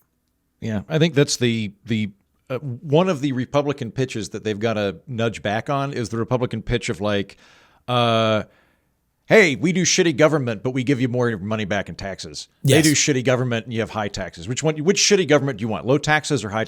Yeah, it's a good pitch. I on my end, what I'm concerned with is I think at the bottom of everything is structure. Structure defines everything. And I would love to see what the structural incentives are in place for the state government of Minnesota and the federal government in terms of these funds. And I don't know this, so I'm shooting from the hip here, but if it's a situation where the federal government gives the money and then it's policed by the state government, I totally get why nothing happened. I totally get why a state government would go, so the money definitely enters the state regardless, but we have to spend our time and money to look for the fraud, but it's not our money? Nah. Like, I totally get that. Like, one of the issues that you have right now that is a mismatch between state and national incentives is disability in the United States. We have skyrocketing amounts of people that are on disability. You have states where the state government will hire consultant firms to call people on unemployment to try to get them on disability. And the reason for that is that it's paid for by predominantly the federal government with very minimal state input, and it gets you off of the unemployment rolls. So if you're the state government, it looks great for you because everybody on disability doesn't count towards unemployment and you're not paying for it. So like, of course they would get everybody on disability. Like, it's just the incentive structure there. So I'd love to look at what the incentive structure is here. I mean, Jen, you would probably know this better than I do, but wasn't this a big controversial thing with Biden's version of the COVID bill, that there was a significant amount of state and local, like just like block funds for state and local that the Republicans and the Democrats were arguing about? I mean, yes, but just the structure of how money flows, you can say that this is true in every single appropriations bill because there is so much where it's federal money goes to the states and states administer. So this is just a symptom of how we govern on the federal level. The federal government does very little actual governing. It's actually just funneling money to the states. And so, yes, this happened with COVID, but it happens with every funding bill every single year. Well, we will have to see whether or not there is another shoe to drop. Patreon.com/We're Not Wrong is where you go, but I already read that. We're Not Wrong Pod at gmail.com. Rusty took 2 weeks off. We're Not Wrong Pod at gmail.com is where you need to go to write into the program. Safety Net writes, has Jen thought about her reasoning of using the European healthcare system as a safety net in case of an emergency? Isn't it pretty crummy to pay zero into a system and then arrive and say, I got cancer, fix me for free? I get wanting a better system and all, but somebody has to pay for it. And I do want to add here that by the name, I am assuming that this person is European of some descent, just by the email name that they sent. So first of all, that's not the reason that I want to get European citizenship. I think if you've listened to this show at all over the last 5 years we've done this, I love spending time in Europe. I've spent over a year of my life as an EU resident of some sort over, 5 or 6 different trips. I don't even know, but I come here for months at a time. To say that I've paid zero taxes in the EU is just factually incorrect, because every single time I'm here, when I pay for my housing, I'm paying for the taxes through the housing. I pay value added tax on every single purchase that I make. So when I am here, when I am a resident, I am paying taxes into the EU. As a citizen of the EU, one of the things that I would want to do is spend more time here. And that's the number one reason why I want to be a citizen. Right now, what I do when I come to the EU is that Joe and I have to come here for 3 months, and then we have to leave for 3 months. And then we come back for 3 months. And it's like very difficult to do, where I would like to spend time in the EU countries. And all of the time that I'm here, I would be paying taxes. Now, do I like the EU healthcare system better than the for-profit, middleman infected administrative hell that we have in the United States? Yup. And as someone who's, I've had skin cancer 4 times. It was very easy. It wasn't that big of a deal, but like the amount of bills I had to pay was horrific to me. But I think what you have to keep in mind is like, it's a very Americanized way of seeing things to see a healthcare system as something that like you pay into. It would be like if you come to America and I say to you, well, you haven't paid taxes your entire life, so don't call our police and don't call our firefighters because you haven't earned that. In Europe, one of the things that I love about Europe and that I think reflects my values a lot more in the United States, quite frankly, is that healthcare and doctors are seen the same way as police and firefighters. It's an essential government service. And I don't intend to come here and just mooch off the system. Like if I go and, if I'm in a place for 6 months or more, which is quite likely, like my income taxes would go to the European country instead of the US. So it's like, I'm not doing this to be a leech. I'm doing this because I enjoy Europe, because I want to be at least a part of your society part-time. But yes, I like your healthcare system more. And I think it's just like a practical reality that like, I would like to know that I have options, that I have freedom to go between the two. But also, I just think like part of my personal responsibility is to take care of my health so I'm not a leech on any system. And I'm someone who, I don't smoke, I don't drink anymore. I haven't had a drink for over 3 years. I work out 6 times a week. I eat very healthy. Like I'm not someone who is damaging my body and then saying, well, I want to go to the EU to then mooch off the healthcare system because I've ruined myself. Like I'm a healthy person. I make money. I intend to spend it in Europe. So yes, I have thought this through, and I don't think I'm a mooch any more than I think that any immigrant who comes to the US and, calls 911 is a mooch on my system. I think that it's a part of the safety net for everyone. The part that I'm impressed by is, though, you will pay income tax in Europe? Yeah, well, so it's all about residency. So most of the countries, it kicks in after 183 days. So if I'm in a place for 6 months or more, that's when the residency taxes would kick in. And that's when I would pay income taxes to that country. And there's treaties that they have with the United States. So essentially, like I would have to file taxes in both countries. My taxes would go to the EU country. And then whatever I paid to the EU, I get a credit on my US taxes. So if the US taxes are more, then I would pay EU and then whatever's left over. But because the EU generally charges more, it would probably wipe out my entire US tax bill. So whenever we do that, And then if we just like bop around from country to country, we would just be paying the US taxes. So really right now, like when I'm looking at wanting citizenship, it's just so that I don't have to leave every 3 months. That's like really hard for Joe and I to do. Especially where it's like, I'd love to spend some time in France and then Germany. I'd like to like be able to move around. That's the main motivation. We still have a lot of the world left to see. So I'll be spending time when the dog kicks it in like the Asian countries and the islands. I haven't been to South America. There's a lot of places we want to see, but I could see myself, like when I look at myself as an older person, Europe's values just match mine more. The walkability of these cities, the collectivism, like the rugged individualism of America, I'm just not enjoying. I don't like the lack of safety that I feel in America, quite frankly. I don't like the amount of guns. I don't like our car-centered infrastructure. I don't like that I don't trust our government right now to be policing what's in our food supply. Like there's a lot of things I just... The EU, I like the regulations here. I like them. I feel protected by them. So when I look at like retirement I could see myself retiring as a citizen here in the EU happier than in most places in the States. Unfortunately, I hate that, but like I just feel more comfortable here. Would you? So wait. So if you don't, if you spend no more than 3 months in any European country, you'd be paying American taxes. Like if you just jumped around. Generally 6 months. I don't know about every EU country. I've just known about the ones I've looked into. I mean, like let's say you get Hungarian citizenship and you spend 3 months in Hungary, but then you spend 3 months in Europe, or excuse me, in France. Would you, because you're not in one country for more than 3 months, would you just be paying American lower tax rates, or would it default on Hungary? It's 6 months, and as long as I am in no place for more than 6 months, I just default to paying my US taxes. So while I'm in Europe, let's say I spend like 4 months in France, 4 months in Germany, 4 months in Hungary. That's what I do over the course of a year.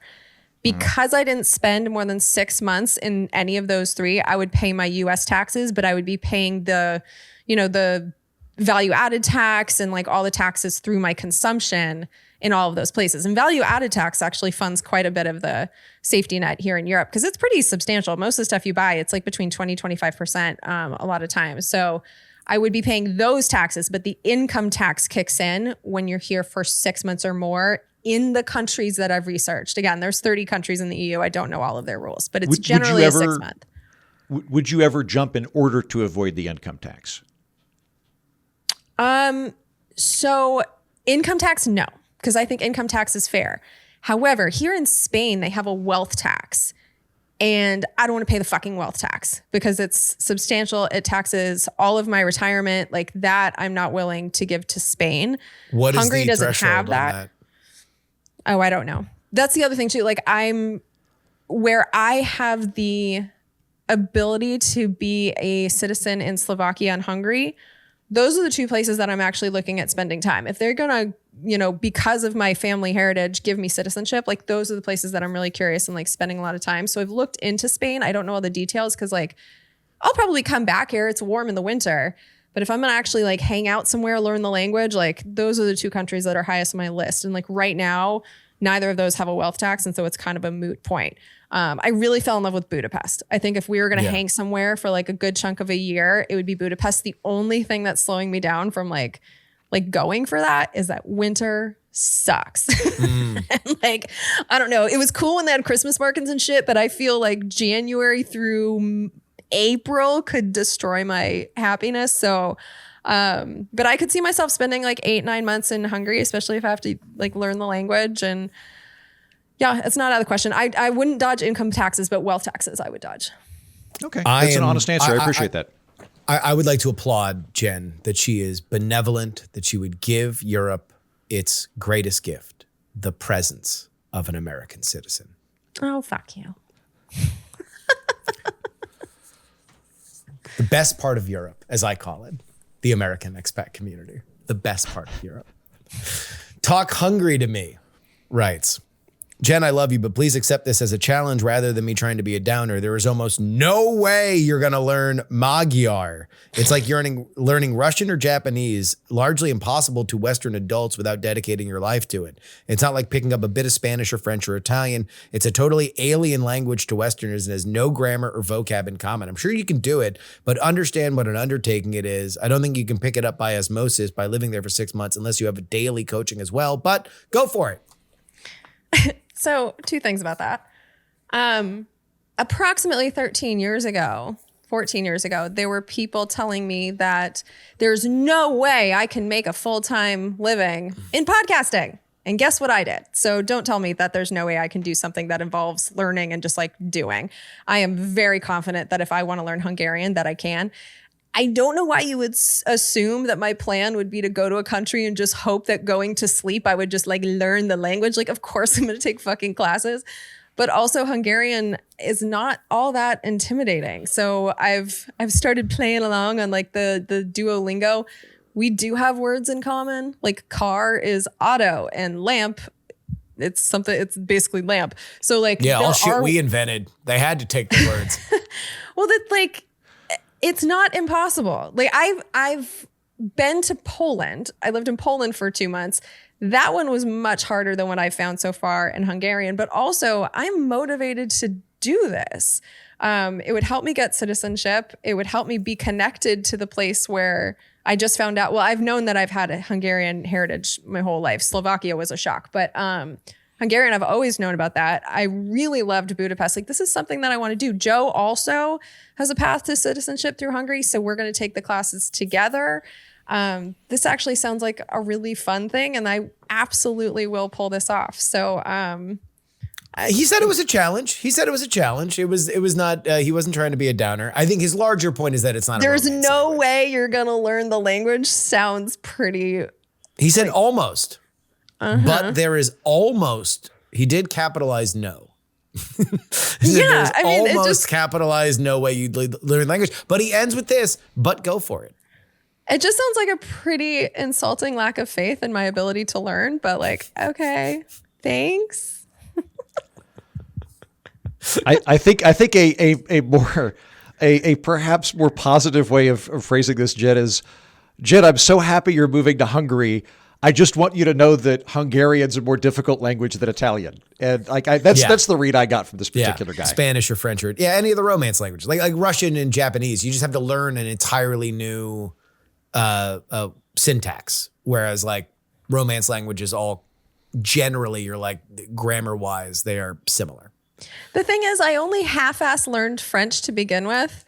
And at this point, I've spent time in so many different places that I have words in Portuguese, Spanish, French, German, and English floating around in my head. So I just have this language that makes no sense to anyone that comes out of my mouth. So I'm just going to be adding Hungarian to the jumble of vocabulary that doesn't make any sense. So that's like, it's not like I'm losing anything by it not being a Latin language, because like I never really learned that anyway. So yeah, I'll just study in this one too. Jen can say truck nuts in 18 different languages. Money, please, writes, the political orphanage sounds like it could be a working daycare in Minnesota, or at least near enough one that Tim Walz might not look too deep at it. I think we should encourage the listenership to write his office and try to make Heaton a millionaire. Sounds good. This sounds like a really, really good episode where if they catch me, I'll be like, I was doing this to figure out how it works. And if they don't, I'll keep the money. And, on a side note, like I've thought about converting the political orphanage to a nonprofit. I think right now it'd be a hassle, but I don't know, maybe in the future, if there's grant money or something involved. Like I feel like I'm oftentimes in the nonprofit space, and I'd be able to razz I heard a story Jen and Justin.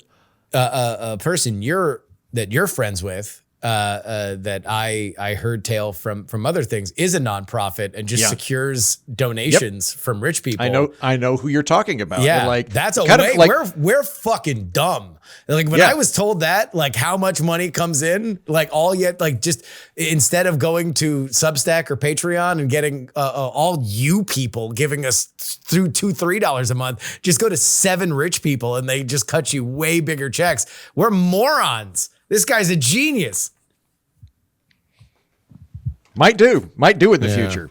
If you really like the show and you're a longtime Heaton fan, you might be on the board, because as I understand it, that's the big hurdle.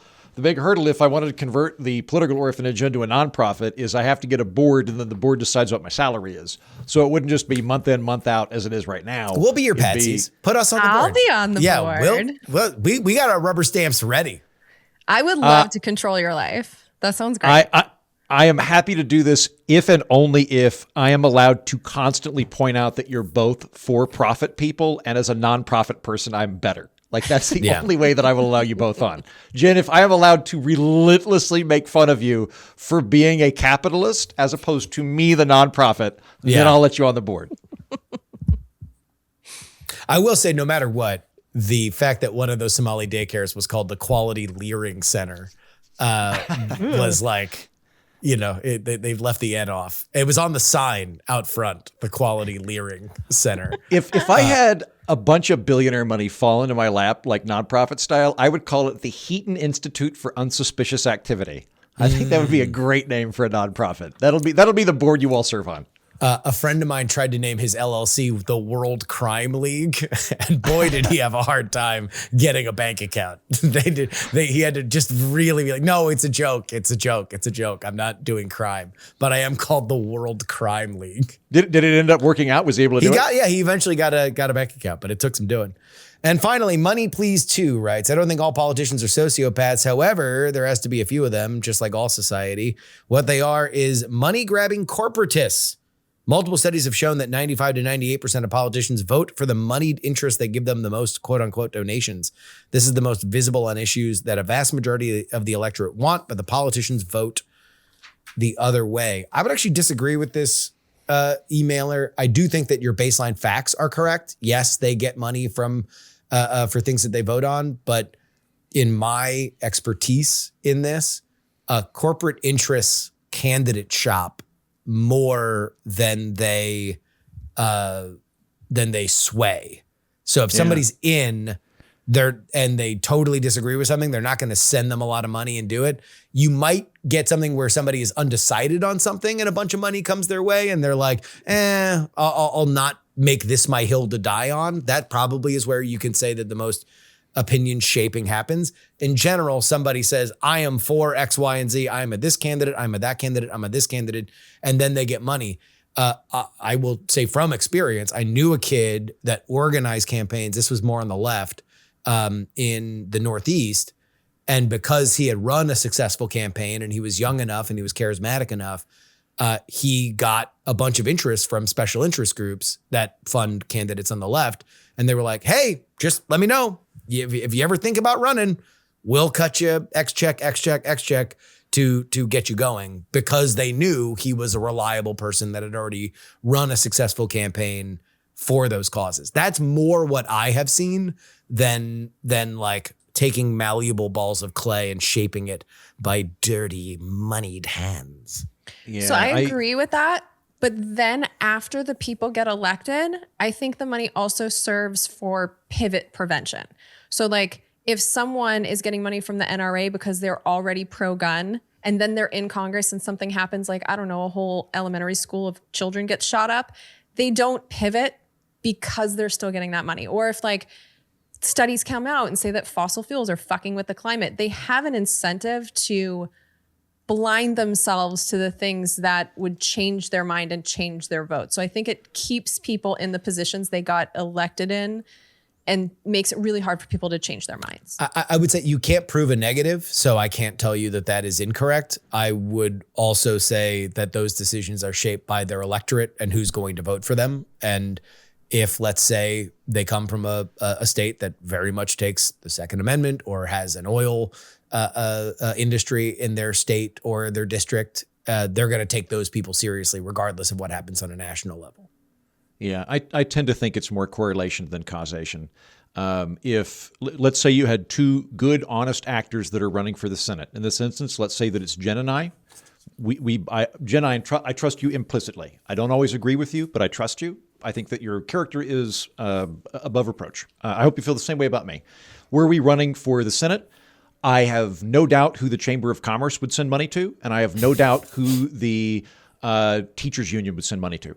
I do not think that would be, I don't think it would be up in the air at all. And I don't think it would affect how Jen and I do things beyond like very minor subconscious. Maybe we have slightly more time in the back of our mind or something, but I don't think it would alter our trajectory on how we were going to vote on stuff. I think the incentive structure is primarily twofold. One, on the note of the sociopathic thing, the vast majority of politicians, maybe 95%, fundamentally believe it's better for them to be in the room and compromise than it is for them to lose. There are occasions where that doesn't happen. There are rare instances where a politician will go, I am going to lose this race because of this vote and I'm going to do it. They're very rare. Most of the time, politicians believe the other guy is an asshole and an idiot and the other team is even worse. And it is better for me to make this compromise and be the adult in the room and get reelected than it is for me to take this principled stand and leave. I think that explains quite a lot of incumbent behavior. And then the other thing I would add is like, don't look at what the overall electorate cares about, look at what the primary cares about, because that's the only people politicians give a shit about in 98% of the districts in America from an incentive perspective. Back in 2020, it's the one that I was really looking at the data at when I was writing my book. Huge election, right? Like Trump gets ousted by Joe Biden, and a bunch of Republicans lose their seats. When you looked at state legislators, congressional seats, governorships, mayoralities, and Senate seats, it was like maybe a 6% turnover in the United States in that election. Like most seats are already very partisan through gerrymandering and through other things. And if you're running in those seats, the only people that get you elected or knock you out are the people that vote in your primary. In Oklahoma, where I'm from, you really have to fuck up bad if you're a Republican in Congress to have a Democrat oust you. You have to fuck up real bad to have that happen, which means that you got to worry about the people in the primary. So I would look at the correlation not of how do people in Oklahoma feel about gun control. They're going to be pretty pro-gun, but they're probably more moderate than their representatives are. How do the people voting in the primaries feel about gun control? They fucking hate it, and that's who they're catering to. So if you want reform that. I don't disagree with that, but I think that the money has a much bigger role when people are governing. So just like in the example that you gave us with you and I, let's say I've been in Congress for 10 years and every single 2-year cycle, I took money from the teachers union and they helped me get elected with ads and with money. And I've met these people and I am now friends with people in the organization. And then a bill crosses my desk that does automatic, dues have to come from every teacher, whatever, just something that I don't know, anything automatic makes me uncomfortable. So let's say I see a bill that the teachers union isn't going to like, or a vote that if I do it, the teachers union isn't going to like. That is going to be really hard for me as a human being to say, I know that you've given me hundreds of thousands of dollars and that we're friends and that you've helped me get this job, but I'm going to do a thing because I think it's the right thing, even though it hurts you as a person. That's not going to feel right. Because if someone gives you money, especially hundreds of thousands of dollars, if someone gives you money, just as a person, you're going to feel inclined that you owe them something. And you might not be doing it explicitly, but just as human nature, you are. And so that's why I think the money really does matter. Hypothetical. Let's say you had a special interest group and you were giving a politician a bunch of money. Maybe they would look the other way on systemic fraud and change the state flag so it looked like the special interest group's home country. Just saying, theoretically, hypothetical situation. I don't know what you're referring to. I'm dumb. That's fine. We're Not Wrong is a production of Dog and Pony Show Audio. Our editor is Will Saddleberg on PX3 this week. Oh, great episodes. Great episodes. We talked a little bit more about Tim Walz with Kirk Beto. My friend Andrew Zarian, who has worn so many hats. He is a tech pundit. He is to this day one of the leading gossip reporters in the world of professional wrestling, but he is also somebody who is of the Iranian diaspora. His father was in the Iranian military when the Islamic Revolution happened in the late 70s. That's why he was born in New York City and not Tehran. He is just talked about what it's like to watch what's happening in Iran from a family that is in the diaspora. It was a great conversation about that and that community. And then Friday, 2 guests. One, Jasmine Crockett, the superstar Democratic House member running for Senate in Texas.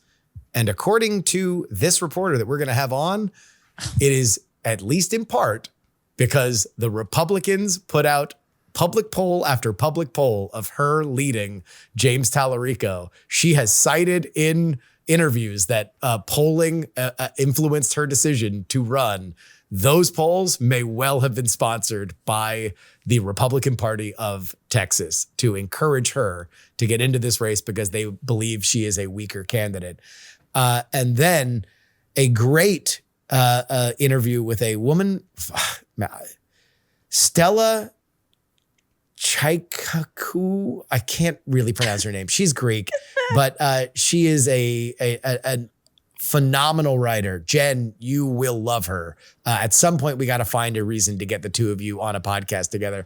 Former speechwriter for liberals in Parliament, from the Labour Party in Parliament in the UK. She used to work on policy for national charities there, very much a progressive lefty.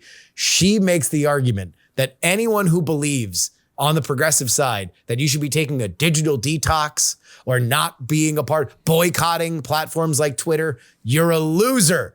Progressives need to join the fight. They need to shape the conversation. And whether or not you like it, these are the platforms that media gatekeepers pay attention to. She makes that argument. We have a great conversation about media and how the world around us is conducted in 2026. Phenomenal interview. You guys are really going to love it. That's on PX3 this week. Justin, I thought you were going to say that you got Jasmine on the show. Did you see my face? My jaw dropped. I was like, I was watching that. Yeah. No. Reporter's still exciting, but like, I thought Yeah. She's going to be so fun. Jasmine Crockett's So going to be fun. such a fun candidate. Dude, James she's Tallarico she's came not out taking with it yet.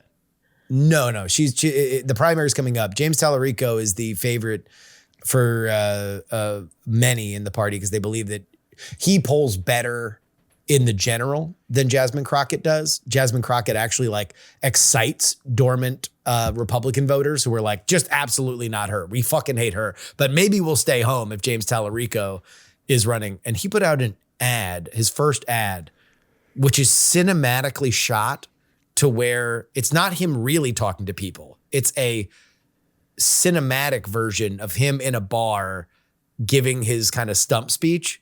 But you know it's cinematic because you follow in an actor into the bar to see him talking. It's one of the dumbest ads ever. It just totally shows inauthenticity. Why not just show you fucking actually talking in a bar? Are you not? Do you not do that? Anyway? Or on podcasts. I mean, he seems like a good dude, and when he actually gets to sit down and talk to people, like.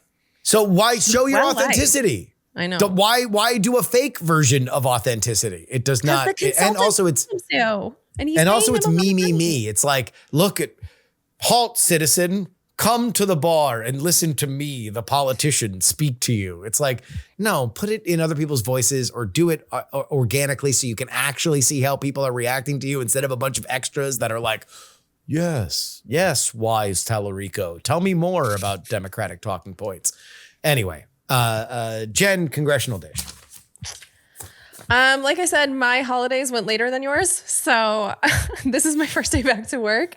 But my last episode of 2025 was some really riveting testimony from a secret hearing. The Republicans actually didn't want this hearing to happen. It was called a shadow hearing. It was only Democrats, but they had American citizens who were snatched up by ICE. And it was these people talking about their experiences.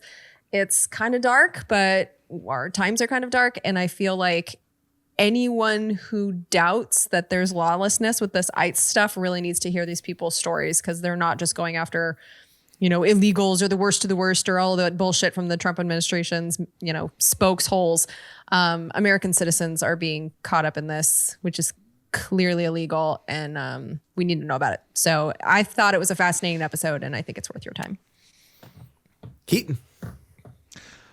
On the drive to Oklahoma, I purchased a lottery ticket, and I have thought about what I would do if I won a lottery ticket. And I thought about a documentary that I saw a few years ago about people that have won the lottery. It was actually really heartwarming. I don't know if you've seen it, but there was a group of women in Minnesota that were a group of lunch ladies that got a lottery ticket, and they won. They won like about $5 million each for 16 women. And the superintendent got a phone call from the vice principal on Friday that was like, we got a big problem. These ladies won the lottery. We're not going to have anybody to run the cafeteria on Monday. We need to go get temp workers or something. And that Monday, 14 of the 16 ladies came back because that's where their friends were. And it's interesting. You watch the documentary and they ask these ladies, they're like, have you splurged? You got all this money. Have you splurged on anything? And one of them's like, yeah, we did. We bought that lamp and it wasn't even on sale. We just went to the store and bought the lamp. You watch this and you're like, these ladies are going to be completely fine. They're going to be totally fine. There's another guy that's followed in this documentary that blew through all of his money. And I'd say he's actually doing okay. Like, he's not living high on the hog. He's living off of a Social Security check in Florida, but he blew through all of the money. And they talked to him and they're like, what? Like, don't you feel like an idiot? And he's like, no, like, I'm 72. My dad died at 50. I thought I was going to die at 65. I tried to spend all the money before 65. I outlived my predictions. You're like, fair enough. And then I started looking at other people that have won the lottery that have utterly fucked their lives up. And what I've determined is when a bunch of resources fall into your lap, if you've got good character, good institutions, good incentives in place, that is going to make your life better. If you've got some deeper instabilities and deeper problems, it is going to augment all of them. And I think that is how you can explain where Venezuela is where it is right now. Venezuela won the lotto with oil. So did Norway. So did Dubai.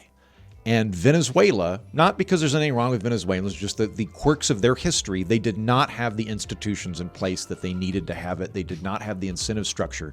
That money came in and ended up cursing that people. And I'm going to explain how Venezuela got to be the basket case it is by having too much oil through lottery tickets this week on the Political Orphanage. Fascinating stuff as always. Listen to that, because you're done listening to this. Unless you listen to our Patreon, in which you should get that. But for Jen and Andrew, I'm Justin. Till next time, we're not wrong. Oh, geez, these are both sticky, huh? I don't know. The listener who said Jen can't speak Hungarian is. Yeah.